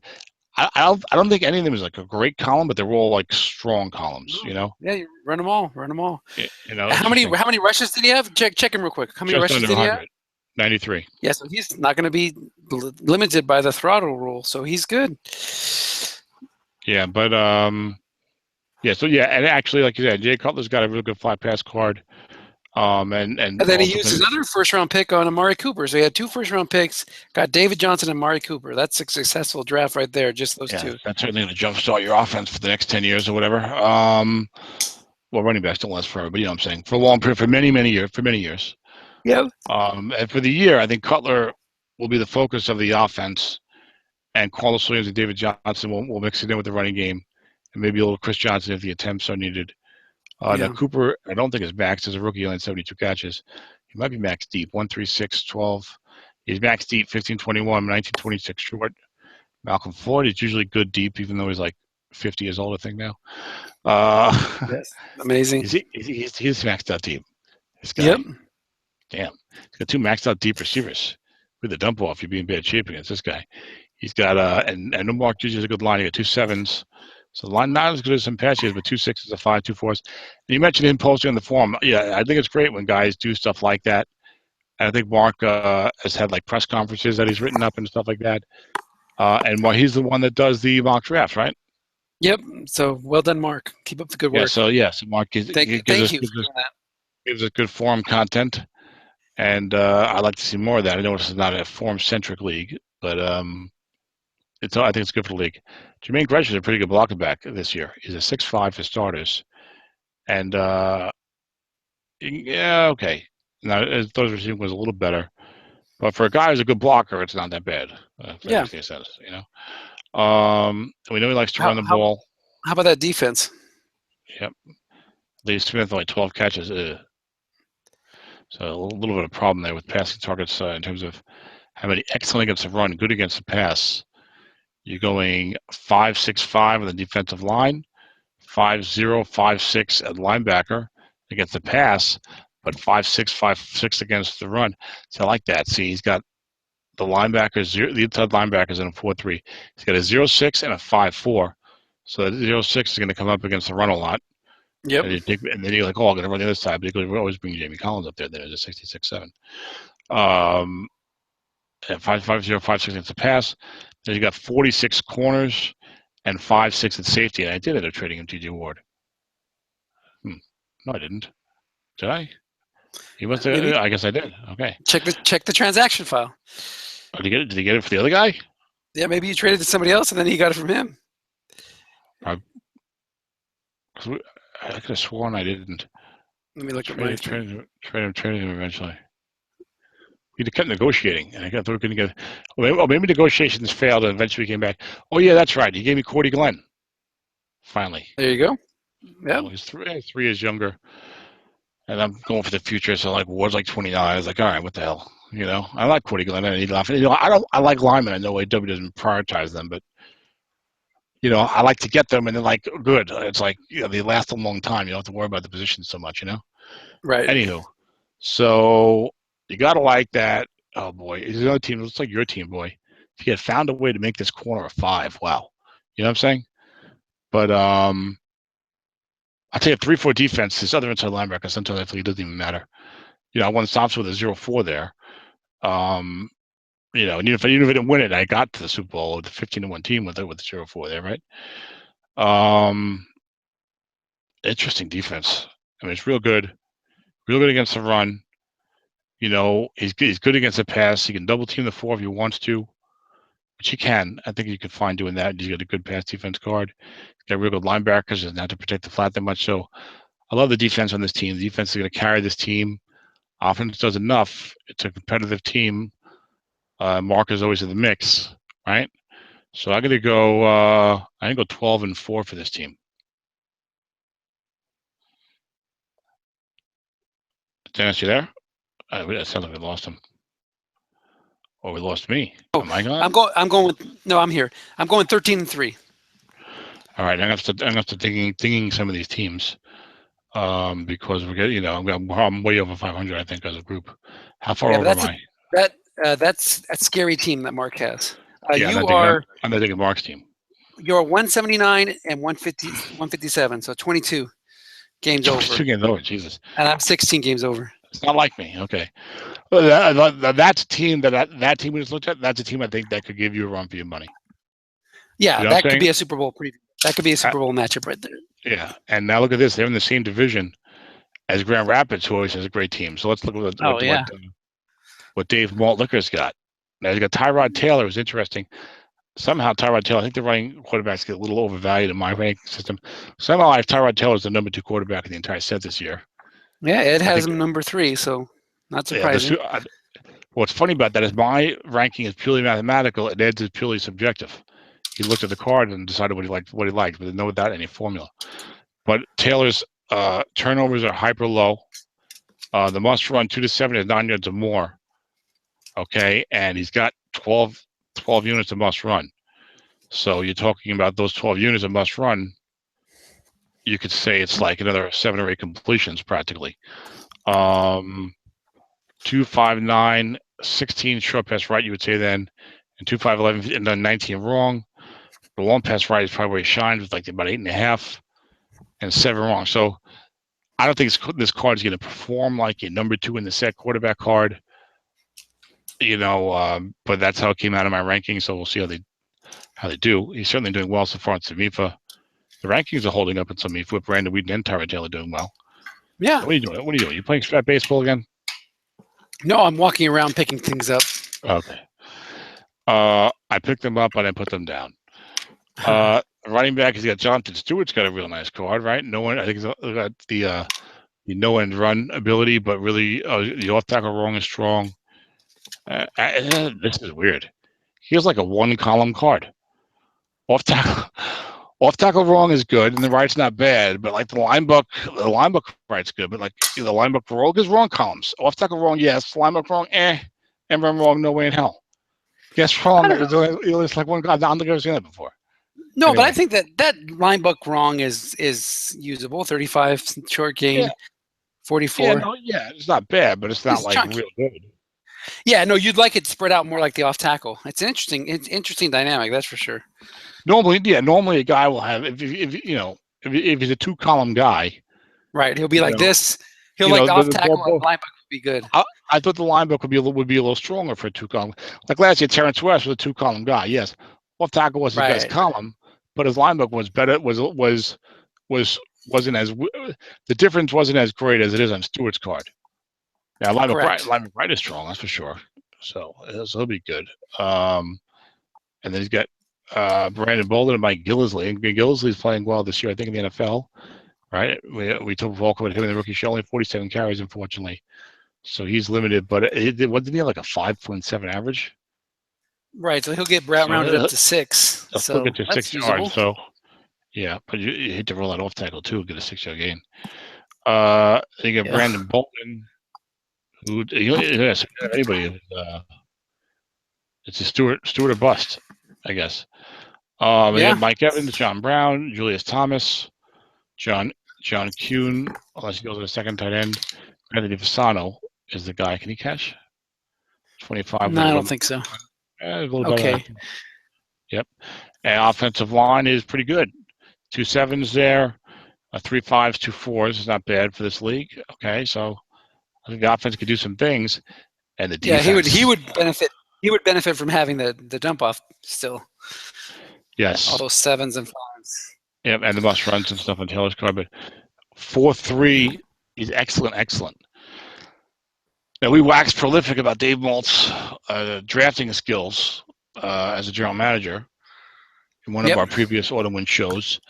And you see this excellent defense goes 6'5", 6'5" on the line, goes 5'5" at linebacker, goes 6'5" at corner, goes 5'6" at safety. He does not have a player who is worse than a 5. The only blemish is Levante David's split rating of 4 against the run. He's a 54. Wow. That's the only blemish. And you look at some of the names. I mean, Gerald McCoy, Kawan Short, Chandler Jones, Pernell McPhee, Levante David, Richard Sherman, Eric Berry. I mean, these are outstanding NFL players. And then look at the bench. You got Danico Autry, Jonathan Hankins, the youngster Denzel Perryman, Jimmy Smith. I mean, come on. Can't ask for much more than that. Yeah. Oh, man, look at the pass rush on the line of scrimmage. 10, 12, 12 with a couple of asterisks. Well, maybe this is his year. All those years drafting all this talent. Maybe he'll finally put it together and win the championship. Well, he's had great records. But I don't know if he's ever won a championship. I haven't been around that long, but and he's got 11 plus linebackers. So this defense, this looks like the best defense of the league so far. I think, just in terms of just straight defense. What do you think? Yeah, and then when you play a team like this, even when you have an elite offense, if the rolls just keep landing on his card, there's not much you can do about it. No, this league's rules favor the defense big time, especially down in the dump off. So I mean, if you this guy, he doesn't have to move a defensive player the whole season, and he'll be like top 5 in the league in points allowed. Dave, I want you to make that. You just stand there and guess run or pass. Don't double anybody. Don't key anybody. Don't blitz. Don't move. Just stand there. I think that's the way he coaches anyway. That's his modus operandi. Yeah, I mean he always has a bunch of 6s and 5s, and he just lets them do the work. Well, double counting, that's the way to go, I think. Yeah. Why leave yourself open? Make your march on the field. And now no dump off, and he's got a monster pass rush. So he'll have to get us running against some of the good backs. But so interesting team. I love the defense. 30-team league. Everybody can't be good though. But I got to give this guy a good record. The defense is too strong, and the offense can do enough. I'm gonna give him. No, I'll ding him. I'll give him 11-5. Even though I think this team, no one would want to play this team. That defense is scary. 11-5. That's all you're going to give Grand Rapids? I was going to give him 12-4, but I'm like 22 games over. No, give him 12. Give him 12-4. Give him 12-4. 12-4. I like that. I will give him. Gosh, he does play Dallas. See, that's the thing. Those guys are going to split with each other. I'll give him 12-4 as well. But this is a really strong team. I wouldn't be surprised to see the way you have it with both of them finishing with 12-4 and having to decide who wins it based on a tiebreaker. Yeah, I think. I think those are 2 of the 4 best teams we've seen so far. Yeah, in the same division, Grand Rapids and the Dallas Cowboys. LA Rams. This is Michael Reeves' team.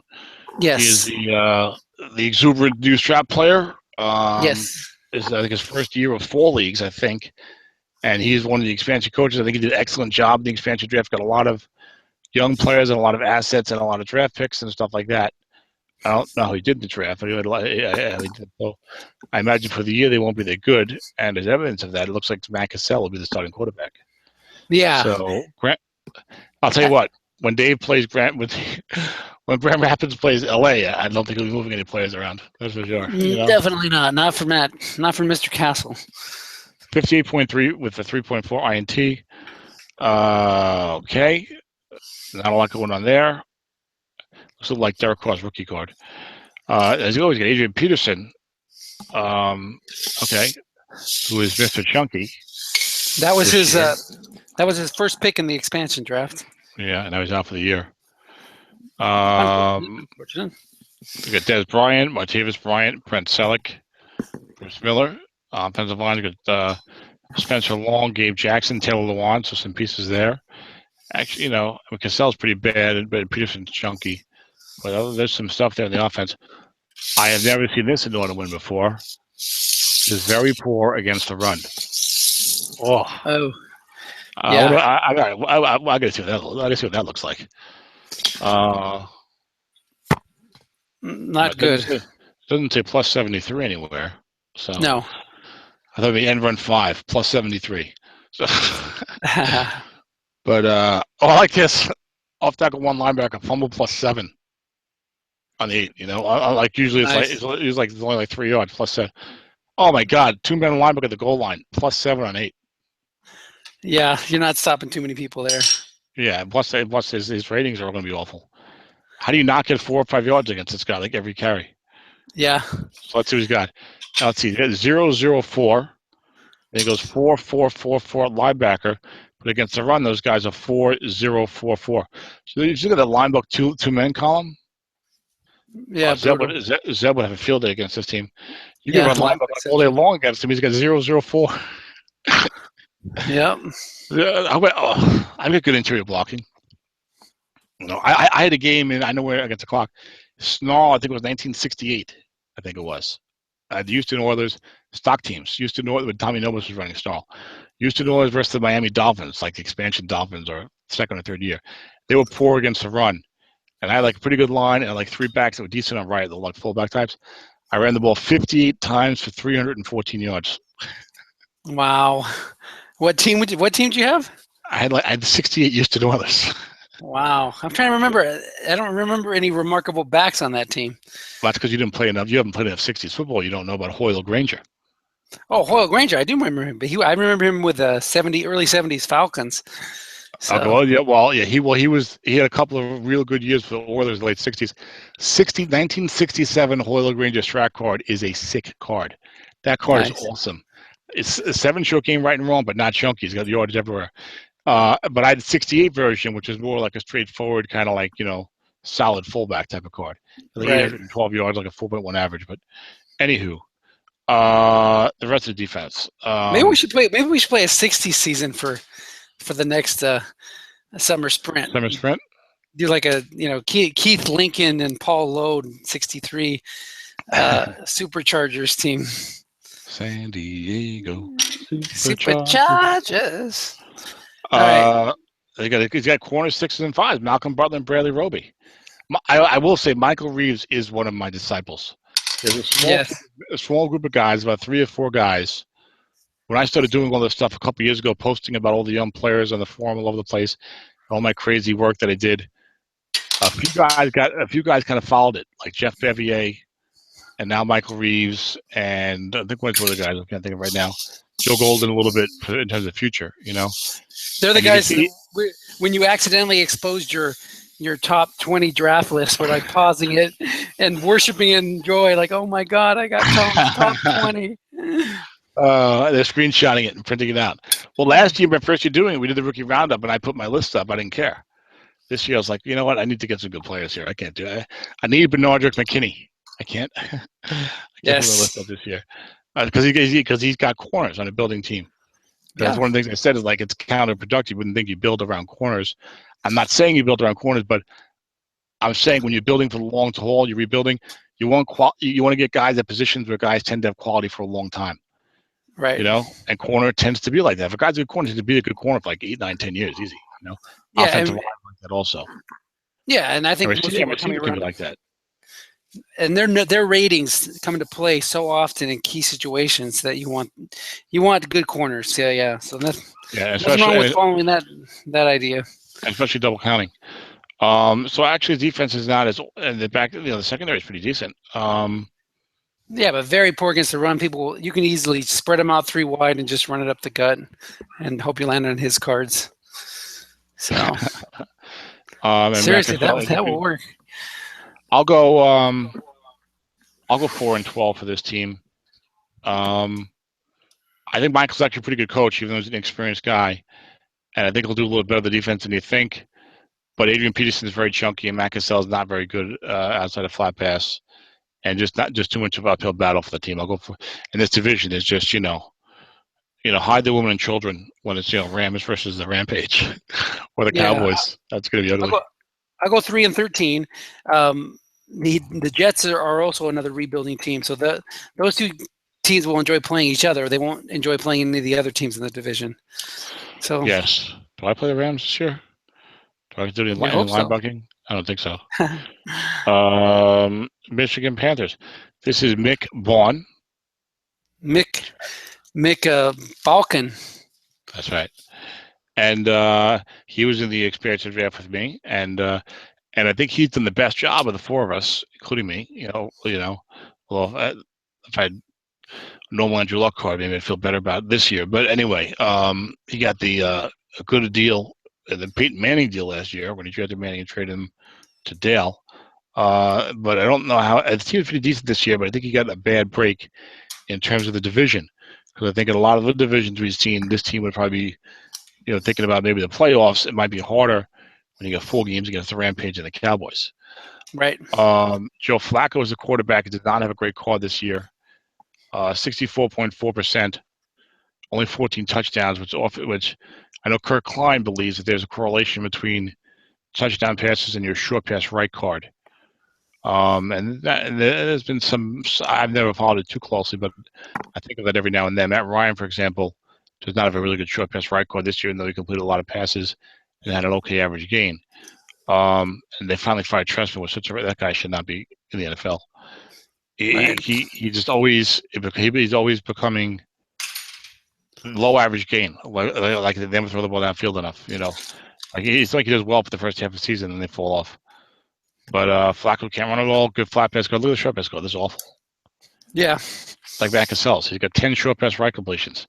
10. And this guy's got one of the strongest arms in football. You know what I'm saying? Yep. And there are two much runs and he goes nowhere. And he's like 3-8 on the bomb. So this Flacco card is going to hurt. It's more of almost a flat pass only card. Devonta Freeman. Remember, they were trying to recreate the NFL, and the Ravens were terrible last year, and then Flacco got hurt. So, no, I'm not saying that he's wrongly carded. I'm saying the Ravens scheme under Trestman took a guy like Joe Flacco and made him be virtually pop gun.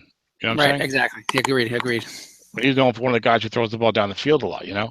Devonta Freeman.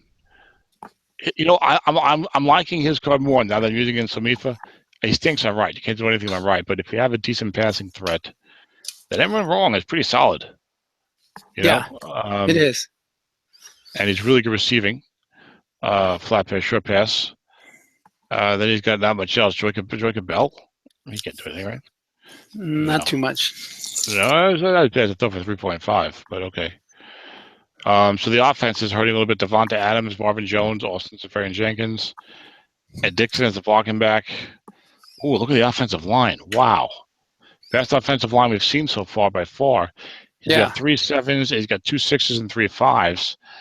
You got Eric Wood at center. He's a veteran, but he's still a good player. You got Josh Klein, 5'7". Zach Martin, 6'7". Joe Staley, veteran, 6'5". Anthony Costanzo, 5'7". Wow, excellent. So that's going to help. Again, no dump off, so he's going to have more time to throw incomplete passes with Flacco, but it'll help the ground game a lot more. So it'll certainly help him when he plays LA, that's for sure. The defense is good against the run, average against the pass. And he's got Khalil Mack, so he goes, he's drafted Rodney Gunter. Gunter's not getting the snaps now. Remember I told you he was listed as third string on Roto World? Is that the way it's playing out? Yeah, that is the way it's playing out. And it's if you drafted Rodney Gunter, right now it doesn't look good. But It goes 6.55 on the line, which is very nice. 5.005 at linebacker. Which, okay, you can kind of get away with that. You get good outside linebackers, right? Yeah. Good nose tackle. He goes 4.44. The secondary with safety 6.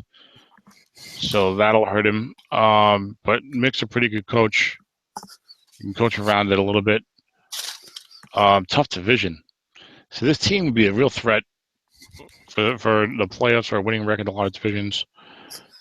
I know he's got 4 easy games, but he's got 4 hard games. I'm gonna ding Mick because I got to get guys under 500 because I'm way over. I was gonna wait 8, but I'll go 7 and 9 because I got to start balancing my spreadsheet here. I'll go 7 and 9 for Mick only because the division is so hard. I think he can be 9 and 7 in a lot of the divisions. All right, I think I don't think the division is going to hurt him as much as you think it is because he'll clean up against the Rams and the Jets and lose against the other guys. Yeah. So 4-4. I'm gonna go 8 and 8. I'm gonna give him an 8 and 8 too. I can't. That team's not gonna go 7 and 9. I'll give him 8 and 8. Yeah. Alrighty. The Jets, boy. You got a rebuilding team that's not that strong. You've been able to hang your hat on one thing for years is Aaron Rodgers, and now what's going on? Man, yeah, you know, yeah, you got to question whether he's going to be bouncing back by the time your team's ready to bounce back at this rate. Yeah, the thing I would hope is that maybe he's playing with an undisclosed injury, and after the season he gets something cleaned up, whatever, and then he's fine next year. Who knows? Right. But boy, this is not looking good right now for Aaron Rodgers. 60.7%, the 1.4 INTs. He's completing like 50. He's completing in the 50s this year, I think. Yeah, did you read that article about him and Favre where he came in and said hello, Grandpa, his first day, and basically the locker room was split in half between guys who were in Favre's camp and guys who were in Rodgers' camp. It just painted a different picture. You should Google it. It's an interesting article, and it made me think a little bit. He seems like a little bit of a little aloof. Yeah, a little bit aloof, a little bit. And maybe you got to be that way in the NFL. You got to think that you're the bee's knees. But he came off a little less like it. You're the cat's pajamas. Is that one also? Yeah. Cat's meow. Okay, yeah, that's right. Cats to wear pajamas. 2 to 7. All of those things are very realistic. 2 to 7, 10 yards, and one that must run. He's say what you want about all that stuff. He was a hell of a quarterback until very recently. So. And even now, I mean, would it surprise you if he went on a tear and finished out? With no, it wouldn't. But until he does it, he hasn't done it. So yeah, I'd be a little worried. Yeah. If I was a Packers fan, if he was my strat quarterback, I would be very nervous right now. Yeah, I would agree with that. Especially if I had a team that was ready, finally ready, like my Samifa team. I built it around Andrew Luck. The team's ready, and then Luck is out for the year. I'm like, come on. Right. Anyway, we'll be back next year, hopefully. At least be okay. I'll tell you one thing with Luck. When he came to the league, he was like Mr. Can't Miss. He's gonna be the next, Marino, Brady, Peyton Manning, Drew Brees, and he is not that right now. And I know it's only 4 years, and you don't know what's going to happen. But I would say if you have him, you can't expect he's going to be that anymore. You're just going to treat him like, okay, he's a pretty good quarterback. It's funny we mentioned Stafford. I was thinking of this the other day. You can kind of look at his career like Matthew Stafford's right now. He had a great early season. For Luck, it was I think his second or third year when he threw the touchdowns. Then some regression, maybe injury, whatever, and then let's see what happens from here on in. Anyway, Aaron Rodgers 4 and 5 incomplete flat pass wrong for Aaron Rodgers. Jesus. Wow. 6, 10, 13, 14 short pass right with 6 best runs, but his best run is so good that bumps it up. It's 16. I think he still comes out okay in my ratings. He's 13th in my ratings, right behind Brandon Whedon. Who would you rather have? Aaron Rodgers or Brandon Whedon?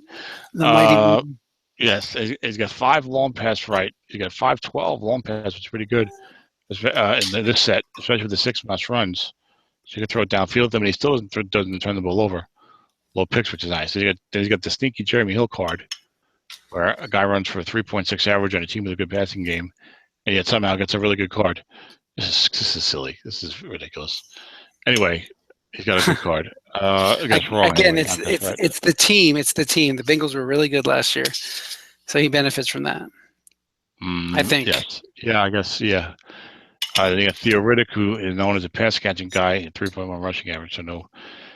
The receiving targets: Quentin Patton, Andre Holmes, Richard Rogers. Not a lot there for Aaron to work with this year.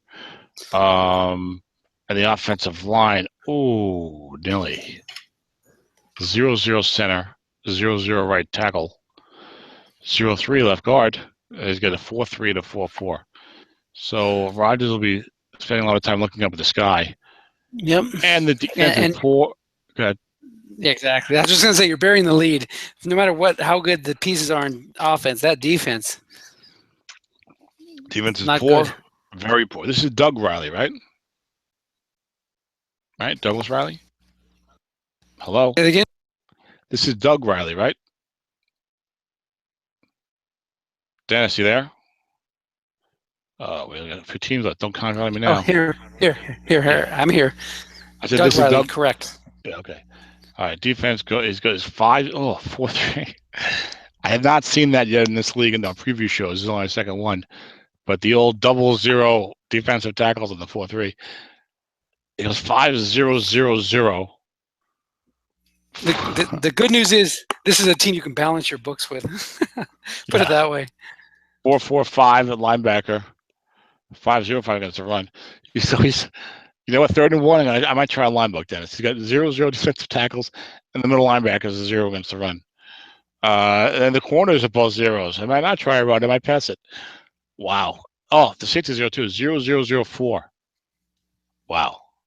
So this is he had a really bad defense last year. I think I lost him. I was upset. It was a high scoring game, but Rodgers had a great card, and Jeremy Hill was good too. It was like 38-33, and my defense was shaky. Well, I had double corner zeros, and he didn't. So this team, poor and very poor. This division, they play the Rams. This team is bad, boy. I was gonna go 2-14. I'm gonna go 1-15. All right, I went 2-14. Okay, I'll go 1. I'll go 1 in. I'm not playing this year, so he's gonna beat me. So that's gonna be one of them. That's gonna be the one in the 1-15 rematch. You're gonna put on the bulletin board. There's one of it. So how am I unbalanced now as I go into the final division? Okay, so I am at 201 and 199, so I'm 2 games above, and you are 8 games above, 204 and 196. All right, let's hope we get a weak division over here. The Detroit Lions.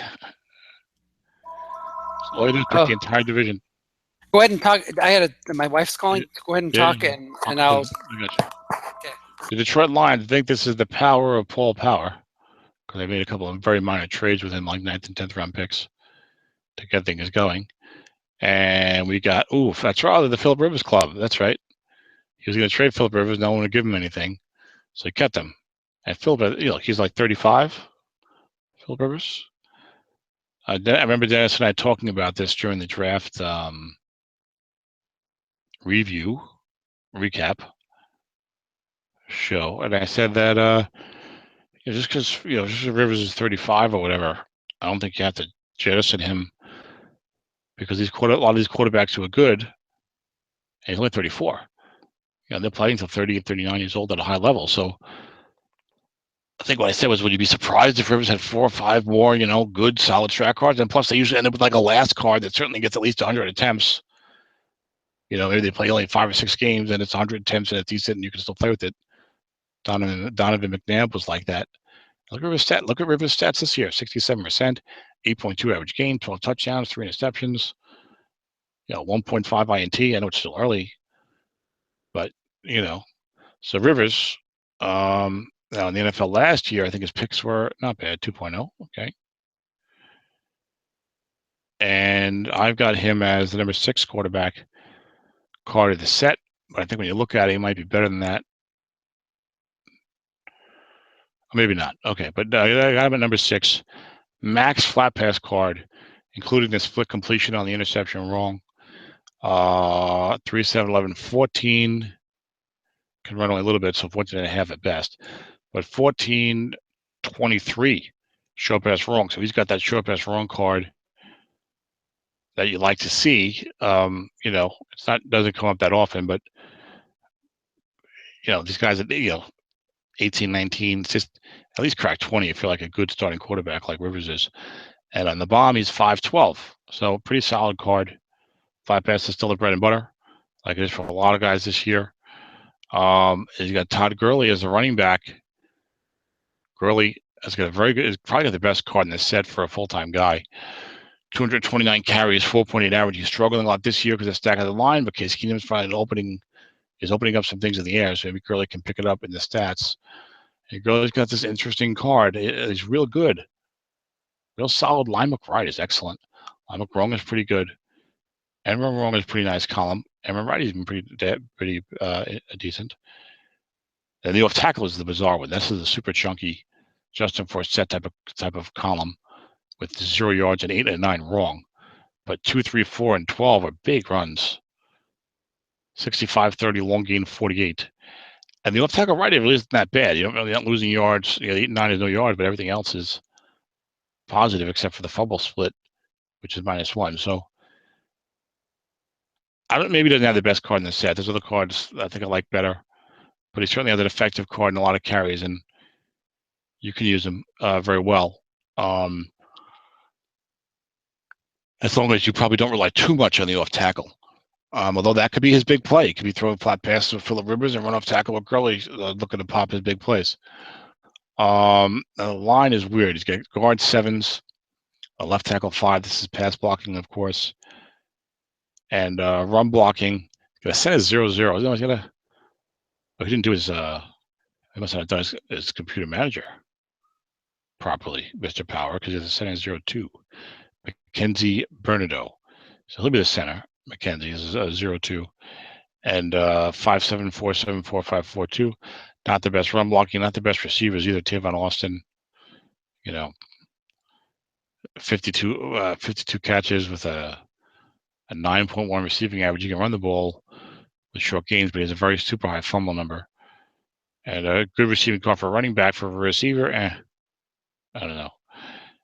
They've got Travis Benjamin, who I think has actually got a better card than you would have thought, and a better season than I would have thought. Had 68 catches of 14.2. All about the Benjamins. The 1926 guys are number 2 receiver type, not bad. And 12-18 deep, number 2 receiver type, as I said. Well, Ty's got a pretty good card. I like him more as a blocking back than as a tight end, but so for flat passing, Ty's pretty good. And Austin's pretty decent. Doesn't have a lot of other receiving targets. A weird offense. The defense is good against the run, average against the pass. 3-4 unit. Goes 5-4-5 on the line. 4-4-6-4 at linebacker. Marcus Golden, the rookie on the outside, I like him a lot. He's playing real well, including getting pass rush. I thought he was going to be more of a 55-8 type of guy, but he's probably going to be a 12-star, it looks like. At corners 5-4, 4-5. So kind of a weird team. The run defense is pretty good, but he's got to stop the nose tackle. He's got to help the nose tackle. Corners can be vulnerable. Because it's a corner and strong safety, really. And the offense got Phillip Rivers real good, Todd Gurley. Some weak blocking elsewhere, some weak receivers, but you got to like Rivers, Gurley, and his pretty decent defense. There's something about the defense I don't trust. I'm going to give him 9-7, or 9-7 for Detroit. The offensive line, the receivers are going to hurt him, and maybe the short pass defense as he tries to out the nose tackle, even with the good. Yeah, I could see him doing better than that easy. But again, I'm he keeps over on my predictions. So if I think it's close, 9 or 10 wins, I'm going to give you 9 wins here in the late part of the AFC here in the NFC in the third division. The Houston Texans, I think that's Nathan's team. He might still be building. I'm not sure. He's got Case Keenum. Now I have no idea what Keenum's stats look like this year. I know he's been playing pretty decently lately, but he was brutal early, so that might not mean much. The Rams are 3-3. They try to avoid another 7-9 season. 62.5 completed, 7.7 average gain, 3.3 interception percentage is the killer right now. 2.9 for Gurley. That hurts right now. The longest of 16. And Keenum, Luke McCown, not Josh McCown. 60.8 completed, 0.8 INT. His short pass got 14 short pass right units. His flat pass is kind of weak. And as you'd expect, his long pass is not too good either, 2.7. Let me see where he comes out in my rankings. I don't think he's too high. I think he's fairly low. Probably above Andrew Luck, though. I think I missed him. Maybe he is higher than I thought.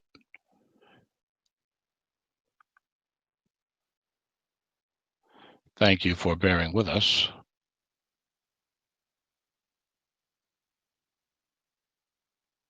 I got Cam Newton. There he is, number 36. I've got Case Keenum at 36.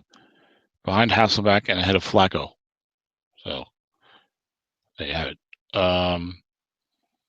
Frank Gore's got kind of an okay card.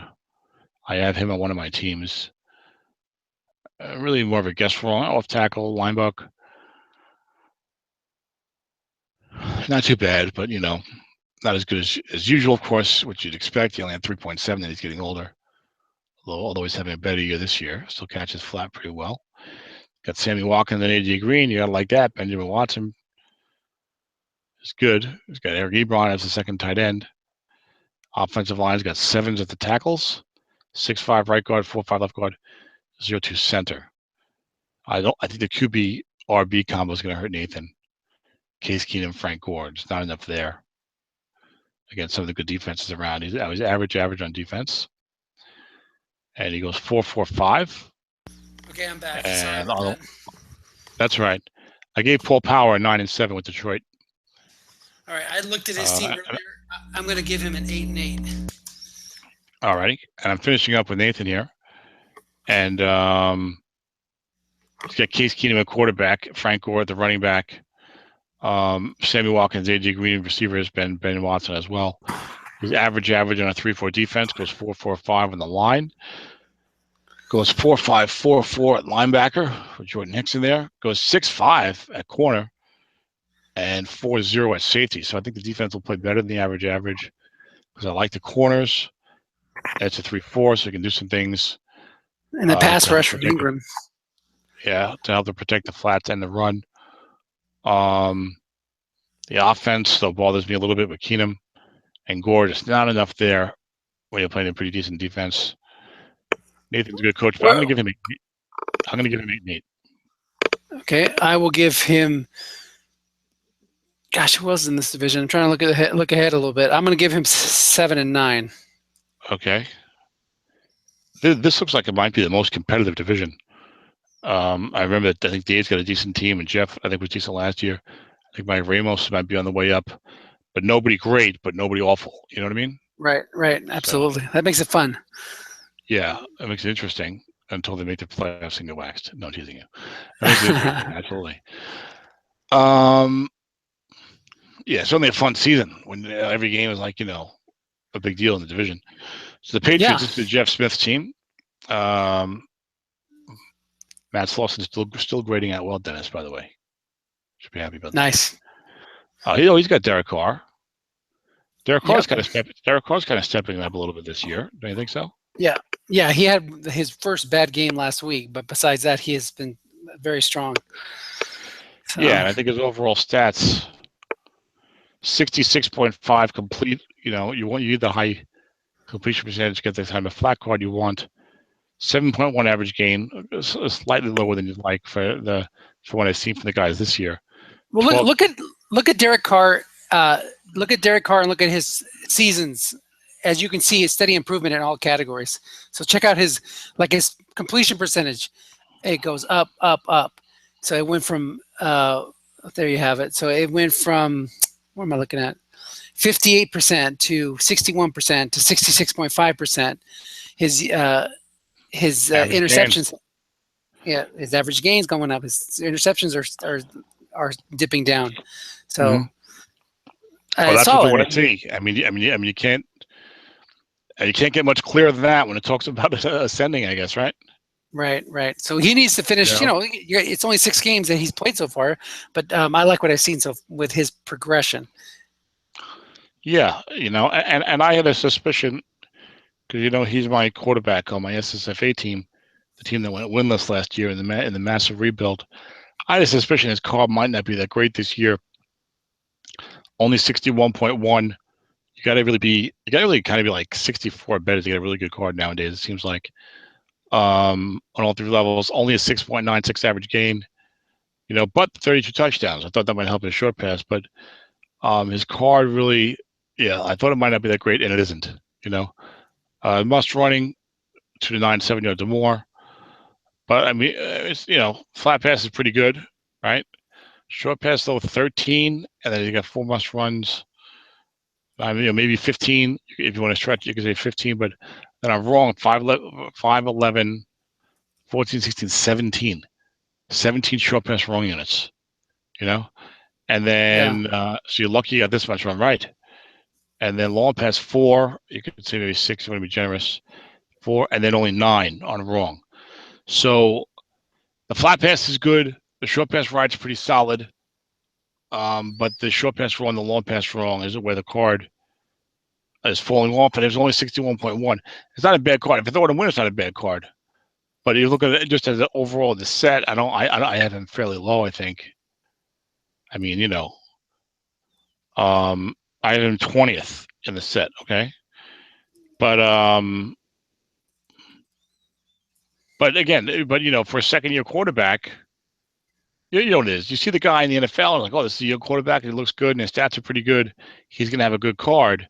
But you got to compare his stats to what the rest of the set is doing, and the completion percentages generally have to be a little higher, or the average gain or something to get a stronger card, you know. But he's heading there, I think, you know. Yeah, I do. I agree. He just needs to continue to build on what he's doing. If he finishes off the year with those kind of stats, where he's 7.1 to 8 in his yards per attempt, and his completion percentage is over 66, and his interceptions are like 10 or so, that's going to be a fantastic card next year. Well, I see. I think you gave too much latitude on the average gain. You said between 7.1 and 8, because I noticed I was looking at the quarterbacks. It's like there's a group of guys like 6 point, like the group of guys like in that 6.9 to 7.3 category, and then guys in like the 7.7 and above category. So I think that average gain could be an inhibitor when in terms of trying to get like a real top card. You know, but having said that, I'm not saying it's not going to be. I'm not saying it's going to be a bad card, but it might be. You know, it's not going to be like some of those Phillip Rivers or Drew Brees or cards of the last 4 or 5 years that were like super top notch. You know what I'm saying? It would be more like maybe more like a solid Matt Ryan card, which were good cards, but they were definitely a cup below like the Drew Brees cards. Would you agree with that? Yeah, I think you're right. We got to temper our expectations there, as both of us are Derek Carr owners. We'll see what happens. I'm pretty good at tempering my expectations. If anything, I tend to set them too low. Well, I'm always like, we'll see. Let's see what happens, you know, because you gotta wait for the stats. But you're going in the right direction, and you know, the only question for me is, will he ever be going downfield enough to get that average gain up to where you want it? You know? Yeah, and I think there's a potential for that. Up to 8. I think there. Yeah. Go ahead, Dennis. There's a potential with that just because he has Amari Cooper. You know, that's the kind of guy that can. You know, I scouted Carr heavily because I rebuilt my SSFA team and I had no players anymore and I was starting from scratch. And in college, you know, I think his arm is plenty strong enough because he's very accurate. You know, and he's very accurate. You know, so like, you know, does he have like this incredibly strong arm that comes flying out of there on a long pass? No, but it's strong enough because he's accurate. He's not, you know, he's not Chad Pennington. You know what I'm saying? Who like literally like can't get the ball down there or has to like wind up and do it. You know? Right. So you know, but he still has to get there. We'll see if he can get there. You know? Yeah. Because that was the knock on Matt Ryan at times, was that his arm wasn't quite strong enough. You know? Seems strong enough this year. Plus, they have a ton of weapons around him. So. Exactly. But certainly a guy, if you have Derek Carr right now, you're pretty happy that he's your young future quarterback. But for this year, he's like pretty decent, but not like real good, I'd say. So, okay. So continue with Jeff's team. Justin Forsett, 641 and a 4.2. Now, Strat took a guy with a good reputation who we all admired as like a, you know, good backup type of back. And now we all hate Justin Forsett because of that one card. He had some effective backup cards with the Seahawks. I remember those. Yeah, exactly. We were like, oh, this guy's a good player. And I was like, now all we think about is that junkie card. This card's not too bad. Yeah, no, it's decent.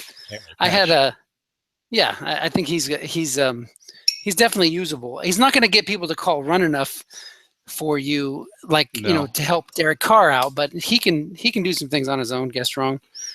It was a nice long pass card for running back Duke Johnson. 5 takes a long gain there. Yeah. Not that you're going to hit it, but it was nice to look at. So the ground game, Justin Forsett, decent guess wrong. Duke Johnson, Derek Carr, good flat pass, decent short pass right. You got Marcus Wheaton. What did he do? 44 catches, 17 average. So he's got pretty good. And is it 1926, 12-18? Good for him. And Larry Fitzgerald, who I think is maxed out flat and short with double team completions, and is a 9-15 long pass guy. But look at this on the short pass, nothing beyond 19 yards. You can't get a long gain or plus 41 on flat or short for Larry. Larry, he's such a great player, though. He's a Hall of Famer easy. Don't you think so? Yeah. Oh, absolutely.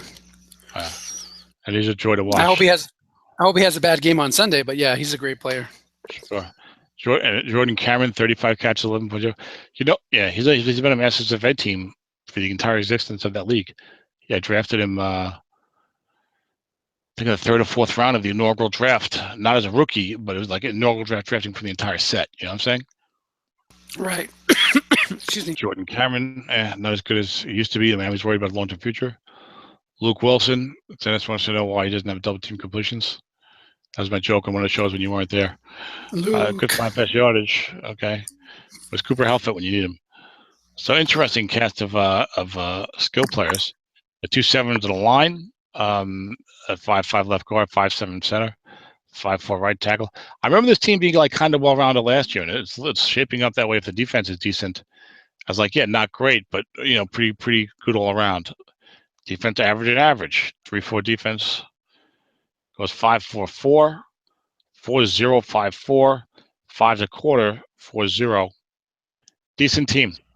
Yeah, Jeff was lamenting about his season because he really overachieved last year and wound up making the playoffs when he probably had no business doing it. But that team was decent last year. Well, he thought he didn't. He thought he shouldn't have made the playoffs, I think, or he. I don't know exactly what it was, but yeah, it was decent. I do remember that. But he, of course, when you're getting ready to draft, you wish you had a little bit worse season, and when you're playing, you want to have a little bit better season. So yeah. But I mean, I think we thought he'd be at least a 500 team, maybe 7-9. But that division was like interesting, a lot of competition, kind of like this division is, and he ended up coming on the top. But this year I'm gonna I shouldn't pick him too bad then, but I gotta get some losses in there. I'm gonna go 7-9. I could have gone 8-8, but while it's a pretty well-rounded team, I just think the defense is not strong enough. It is a 30-team league, so I could easily see them do it better than that. But I'm gonna go 7-9 because I need to get some dings in there. And right. Yes, I've explained myself. I will go 8-8. Okay. And we'll keep with that theme: 8-8 or 7-9 for every team in this division. No, I've got Detroit at 9-7, don't I? Yeah, you're right. Excuse me. You're excused. So the Philadelphia Eagles, led by Dave the Duke Szymanski. Yes. Who emailed me for some pivotal coaching advice a week or two ago. Yeah, really? Tell me about that. He wanted to know where he should put his best guard. Oh. So I told him left side, and there he is, Josh Sitton. Hard-hitting Josh Sitton. Yeah, that's no brainer though, because you don't get the right guard challenge when you're playing a 3-4 unless there's two linebackers blitzing. So you got to go with your best guard at your best pass blocking guard at left guard. Now I was just polite to Dave. I don't know why, Dave. I don't know why Dennis wants to say it's a no-brainer and why you're asking these silly questions. But hey, what can I tell you? And Dave, I have a respect for Dave's GMing and drafting. I see he's drafted well and drafted good young players, and I like to see that. He's got Kirk Cousins at quarterback, and he's got a pretty good card. How about the NFL? Everyone talks about the overreact league, maybe because there's a week in between games and stuff like that. But boy, everyone at Washington dead and buried at 0-2, and now they're 4-2. Yeah, you never can tell. You just need to get on the right run, make the right adjustments. Cousins 2-7, 6 yards or more. Flat pass max, including interception split, although only +2. 14 short pass right completions with 21 on wrongs. That's not bad. And 5-10 bomb. All these guys got a little nerfed on the bomb this year. Yeah. So it's weird. It's like this is actually like a pretty good card, but this is not an exciting card. Are you excited by this card? A little bit. I like that Gaston short pass card. I mean, it probably looks more impressive than it is because you have those completions all from 2 down to 7. Yeah, I've got Cousins at number 10 overall in the set. And I'm just saying, third and short. You can move the chains. You can go to a 3-wide set and just try to flat pass people if they don't have 6 linebackers. So you can do some things with this card. I think it's spoiled having Peyton Manning all those years, like 2 or 3 years. And Andrew Luck. Like I want to be able to throw it downfield a little bit. You know what I'm saying? Yeah, but it's like you said. This is the cookie cutter long pass card. It seems like everybody has this card or something like this. This is Russell Wilson's long pass card. This is whatever they name the quarterback. They all pretty much look the same. Yeah, well, that's the NFL now. I mean, I think this year it's weird. I think this year I feel in the NFL, I feel like I'm seeing more downfield passing than I did the last couple of years. But but still, I mean, all these teams, so much of their offense is just the quick out, the quick out, the quick out, the quick slant, whatever, Right. the trick Yep. plays and all that stuff. So fly pass is king, Yep. Now he's got T.J. Yeldon. He's got a pretty decent card, not having a good year. 4.1 average. All right, not bad. I like the plus 36 and off tackle 3 because the rest of the card's not too bad. Okay. Yeah, solid. Yeah, I played against him. I don't think Nathan has him.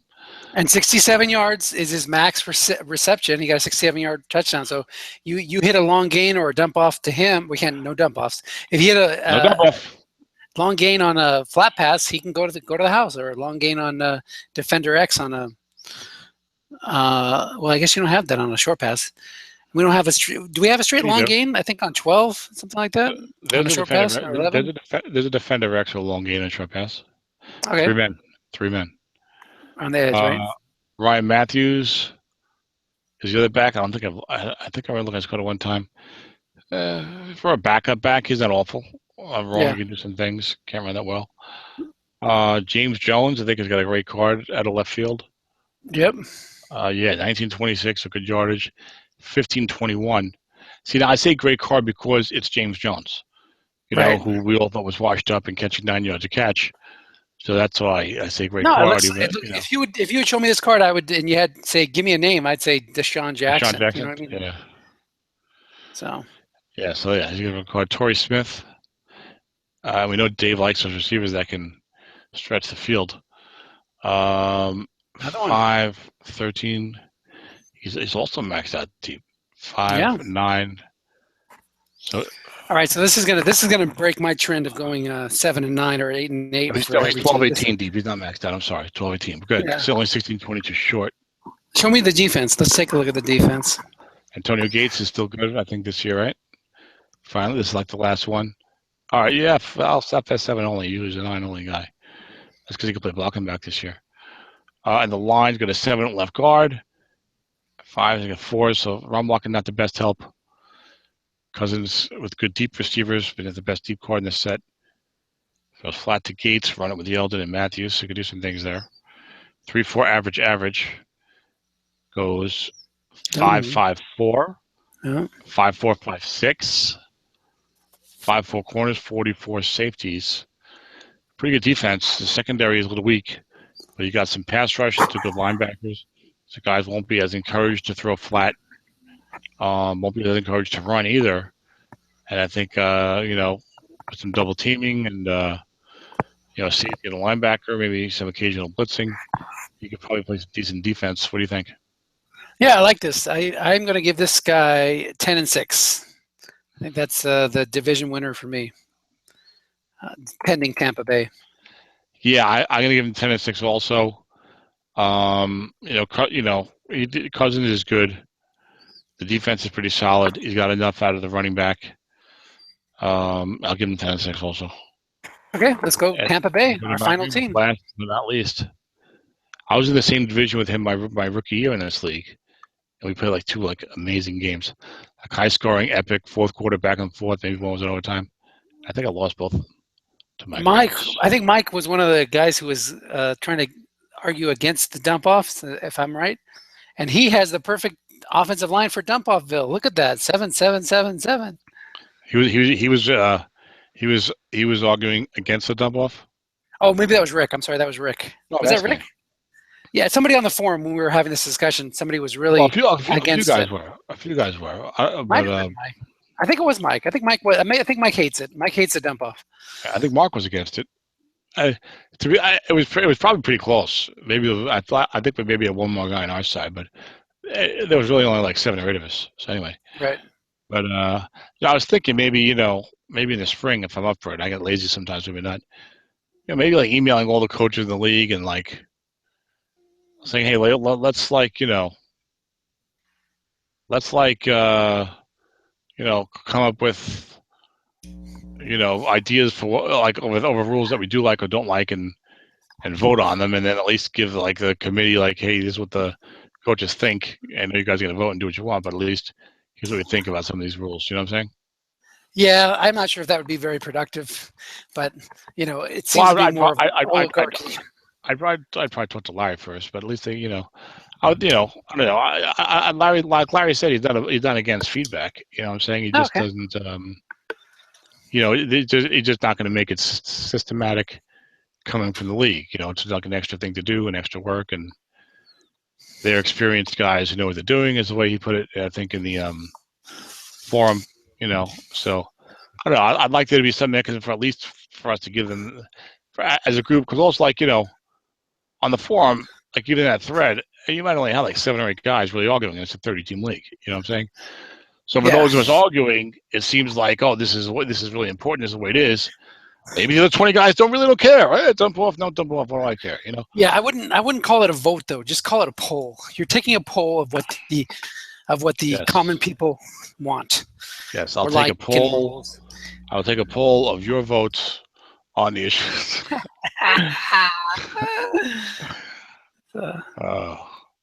What's the difference? I don't know. It just sounds nicer. Yes. I voted yes in this poll. It does sound nicer, so. But I don't know. I probably went too lazy. Just too lazy.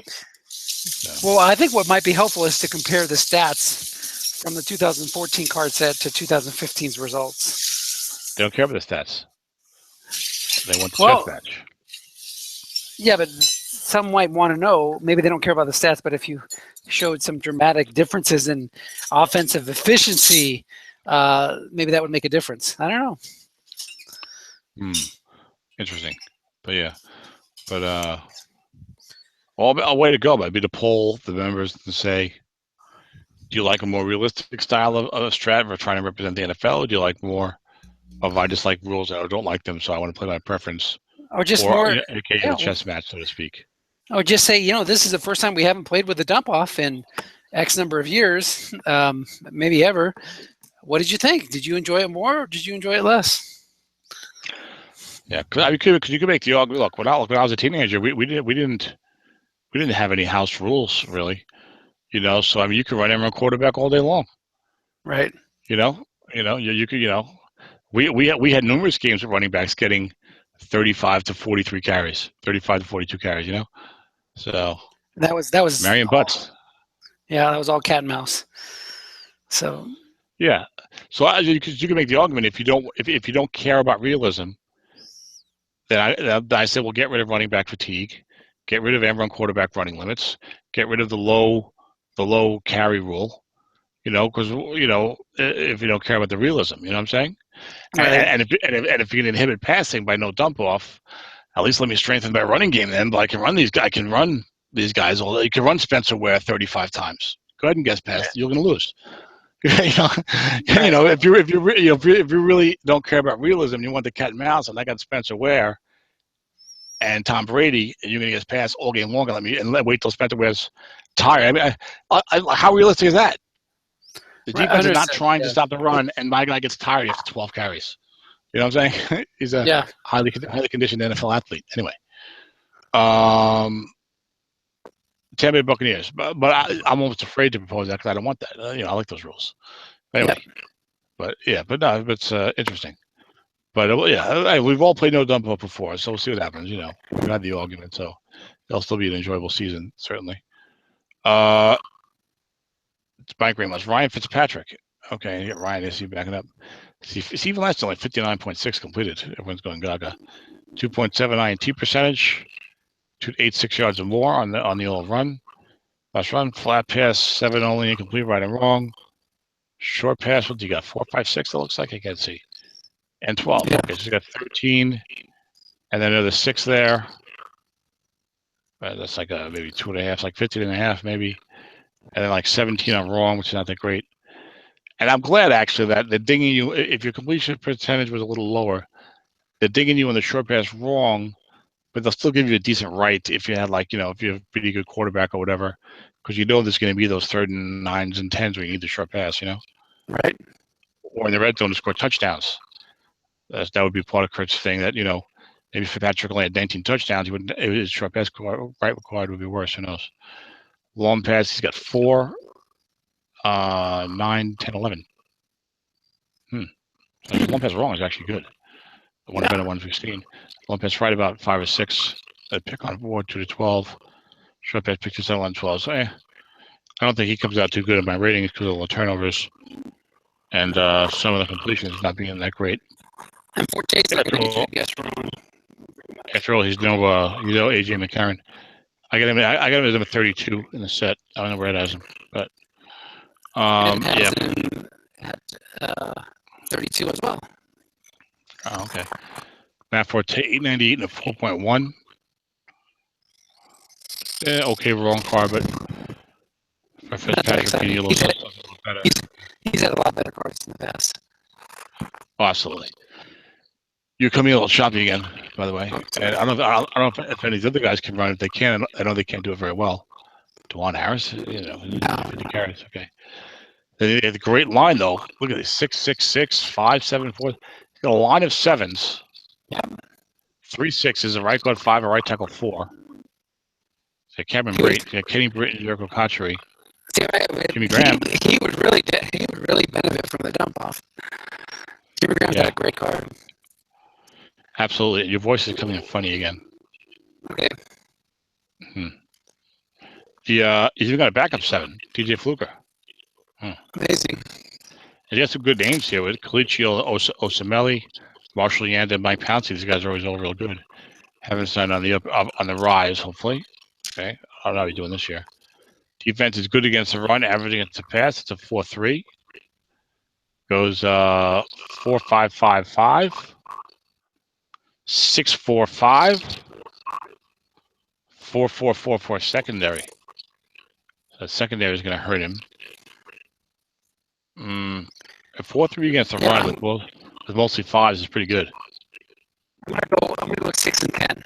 That balances my books perfectly, so I'm good with that. You go 6 and 10, huh? I'm gonna go 7 and 9. Although I wouldn't be surprised if he underachieved. I think it's a team that looks a little better than it will play. If that makes any sense to you. Yep. So we need to get you your 245 and 235. Do you want to just leave it at that, or do you want to make some quick changes? After you post everything, I'll find 10 and I'll find 10 to knock off. Sounds good. So I can't remember now. And then real quick, so then our division winners, NFC 1, 2, 3. For those divisions, I had who did I have winning the first division? Montreal or Shreveport? I think I had Shreveport winning, right? Yep. With what record? 10 and 6. 10 and 6. Correct. Then the Central, I think I had. What did I have in the Central? I had Grand Rapids. Shreveport as well winning. You had a tie between Dallas and Grand Rapids. You had a tie between Dallas and Grand Rapids. Yeah, I'm going to give Grand Rapids the edge for the heck of it. Yeah. I can mark some build some more material for next week. Who did you have in the Central? I had Dallas. All right, and then over there in the West, for Division 3, I had Philly, right? 10 and 6. Yes. As did you. Philly as well. Yeah. I need to get in one of these divisions one year. That doesn't like it's like they're like one. There's like 2 divisions here, maybe even 3, that don't have like a real good team. Like one real good team, maybe even 4. But I need to get one of those divisions one of these years. Anywho, and then for wild cards, well, I what did I have for Montreal's record? 9 and 7. Yes, so they're a wild card. All right. Well, I had Dallas 12 and 4. Certainly, it would be the first wild card. And then my 9 and 7 teams were who? I'm guessing it was Montreal and Detroit, right? Detroit, yeah. So they were both okay. So I would have Dallas as the number 1 wild card because they're a tough division, Grand Rapids. Whoever doesn't win that division will be the number 1 wild card. And then I would have Montreal and Detroit. Okay. Yeah, I think this conference. I think this conference is definitely stronger. Yeah, I think. Go ahead. So I have the same. playoff teams, except for I have for the last spot. I have Michigan, Detroit, and New England all tied at 8-8, and I will give the tiebreak to Michigan. Okay. As an 8-8 team. Okay. Yeah, but I think this is definitely the stronger conference. Now I think you have the best team in the league. You have the best team that I've seen. Okay. Right. But I mean, Grand Rapids and Dallas are very good. Right. You know, so if you're going to tell me, Grand Rapids, Dallas, Seattle, and Oakland might be the 4 best teams in the league, I'd probably buy that, and I might even put Oakland 4th in that group. Okay. But you can't, Tom Brady is such a big factor. Of course, yeah. But anyway, but I put those 4 teams as the best 4. But then after that, I think the teams in this conference in the NFC, those teams from like number 3 to like, hold on a second, like number 3 to 10 are definitely stronger than the other conference, especially like that 5 to 10 group. You know, because I feel like San Francisco, Michigan, this whole 3rd division, Detroit, Houston, New England, Tampa Bay, like those teams aren't really bad. You know what I'm saying? Right. So but over there, the AFC is definitely the NFC is definitely the more competitive conference. Oh, absolutely, yeah. But like the AFC, I mean these. Top heavy. Definitely more top heavy. Yeah, I mean you got Seattle and Oakland. Then you got teams like, all right, San Diego, the Cardinals, the Rams, the Saints, or maybe Hamilton. Like I've got Hamilton 10-6. I don't think they're much better than a lot of the teams on the NFC that I might have 8-8 because they're in a tougher division or a tougher conference. Right. And then a lot of teams, yeah. So, and then like it's like I feel like in the AFC, I would have a hard time looking at teams 7, 8, and 9 and being like, oh yeah, these are teams that are pretty good and can make the playoffs. Whereas in the NFC, there's a few teams there, like Michigan, Houston, New England, maybe even Tampa Bay, that I think could be 8 and 8, 9 and 7 easy, either if they were a year or if they were in a weaker conference. I agree with that. So I kind of I like the I like kind of the weirdness and the the weirdness element of it goes back and forth. It's like in the NFL. Look, you might be in a strong division one year, you might be in a weak division the next year. Might be the stronger conference, might be a weaker conference. I think that's kind of fun. Yeah, it is. It definitely adds a little variety, and although you miss out on building up those long-term rivalries, but you also wind up having a more balanced league theoretically each year.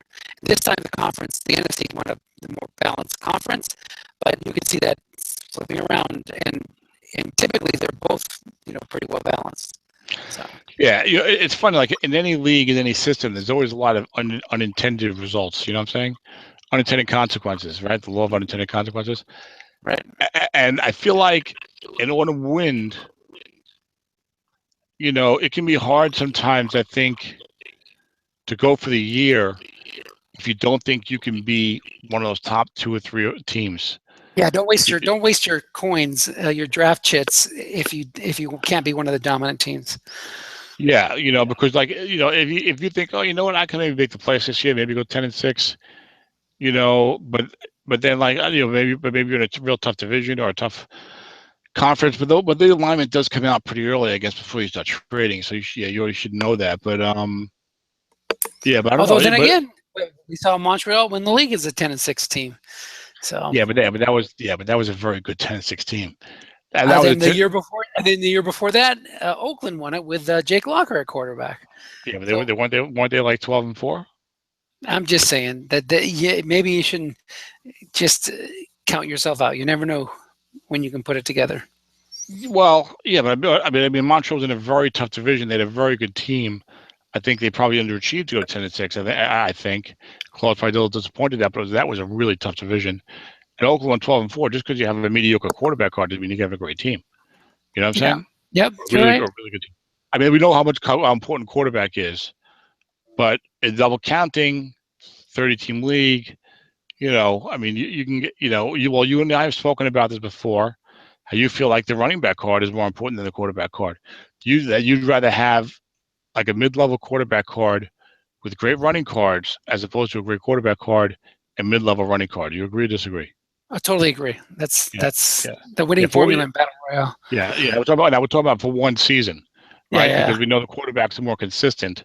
So you'd rather have Phillip Rivers for 10 years than some guy for 2 or 3 years, some running back for 2 or 3 years. You know what I'm saying? Yep, And a lot absolutely. of running backs, it's only 1 year, So. All right, well, let's wrap this up. Oh yeah, I think we were done and just bullshitting, but I got to pick a Super Bowl participant, huh? Yes. So who do you like in the conference championship of the NFC? I'm gonna go Dallas and Grand Rapids. I like Dallas.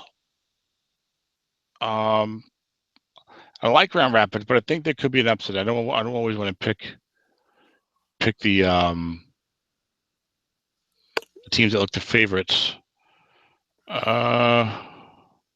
Montreal Claude's done a good job. I'm gonna go. I said Dave gets upset somehow. I'm gonna go Dallas Shreveport for my conference finals. Yeah. I'll go chalk, and I'll go Dallas and Grand Rapids. So who's winning in your Dallas Shreveport pick? I'm gonna pick the Cowboys to go back to the Super Bowl. All right. He's been to a couple already, at least, right? Yes, he has. So I will pick Dallas over Grand Rapids. And that would set up a Seahawks Cowboys Super Bowl for me, and for you as well. Yeah. And I have a hunch that maybe Mark would win that game. I don't know why I have a hunch for that, but I'm going to pick Seattle anyway. I just think the team is so strong, and you're an excellent coach. It's not like it's a strong team with a weak coach. So I'm going to pick, and there's no injuries or anything like that, so no penalties. So I'm going to pick. I'll pick Seattle over the Cowboys. I know you would hate to have to lose the Win Super Bowl with a great team, and you made it. You have a good chance because you don't know when you're going to be back, right? In the 30-team league, especially. Exactly. In any league. So yeah. So I'll pick. Yeah, and since you had some bad luck last year with the Samsung and the SSFA, maybe this will be you're going to get better luck this time around. So I'll pick Seattle over Dallas, but I'd not be surprised if it was the other way around. It would be very close, I think, if we beat you. But I'll pick you. All right, I will. I hate to pick myself. I did that in SSFA. I did that in SSFA right before the playoffs started. Remember that? Yeah, I wasn't boasting. I was just trying to pick. I said, you know what? I guess I'll pick my own team. I hate to do it. Of course, you hate to do it, but if you're doing it if you're doing it, and a lot of other people would agree with you, then then I think it's kind of okay. And it's different than boasting. It's you're not Joe Namath. You're not going, I am going to win the Super Bowl. You're not going, I am the greatest, Muhammad Ali. You're just, you're picking between two teams, Yeah. Okay. I'm going to go Dallas over Seattle. Good move. You don't want to jinx yourself. So. Oh, yeah. Well, it's going to be, I mean, I think I like those top 4 teams, boy. Dallas, Grand Rapids, Seattle, and Oakland. I like those top 4. I don't know if they're going to make it to the Final Four. I do think that they are cut above the rest. I do think, though, that there are vulnerabilities there, so other people can definitely pop in. I would be surprised. I would be very surprised if you are not in the conference finals at least. I would be very surprised. So we'll see. Yep, very good. All right, Dennis. Good show. Okay, well, thanks to everybody for hanging in here and watching. Thanks to Tom for sticking with us and doing this with us. And good luck to everybody this year. Should be fun. Looking forward to it.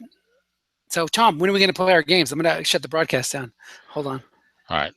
See you guys.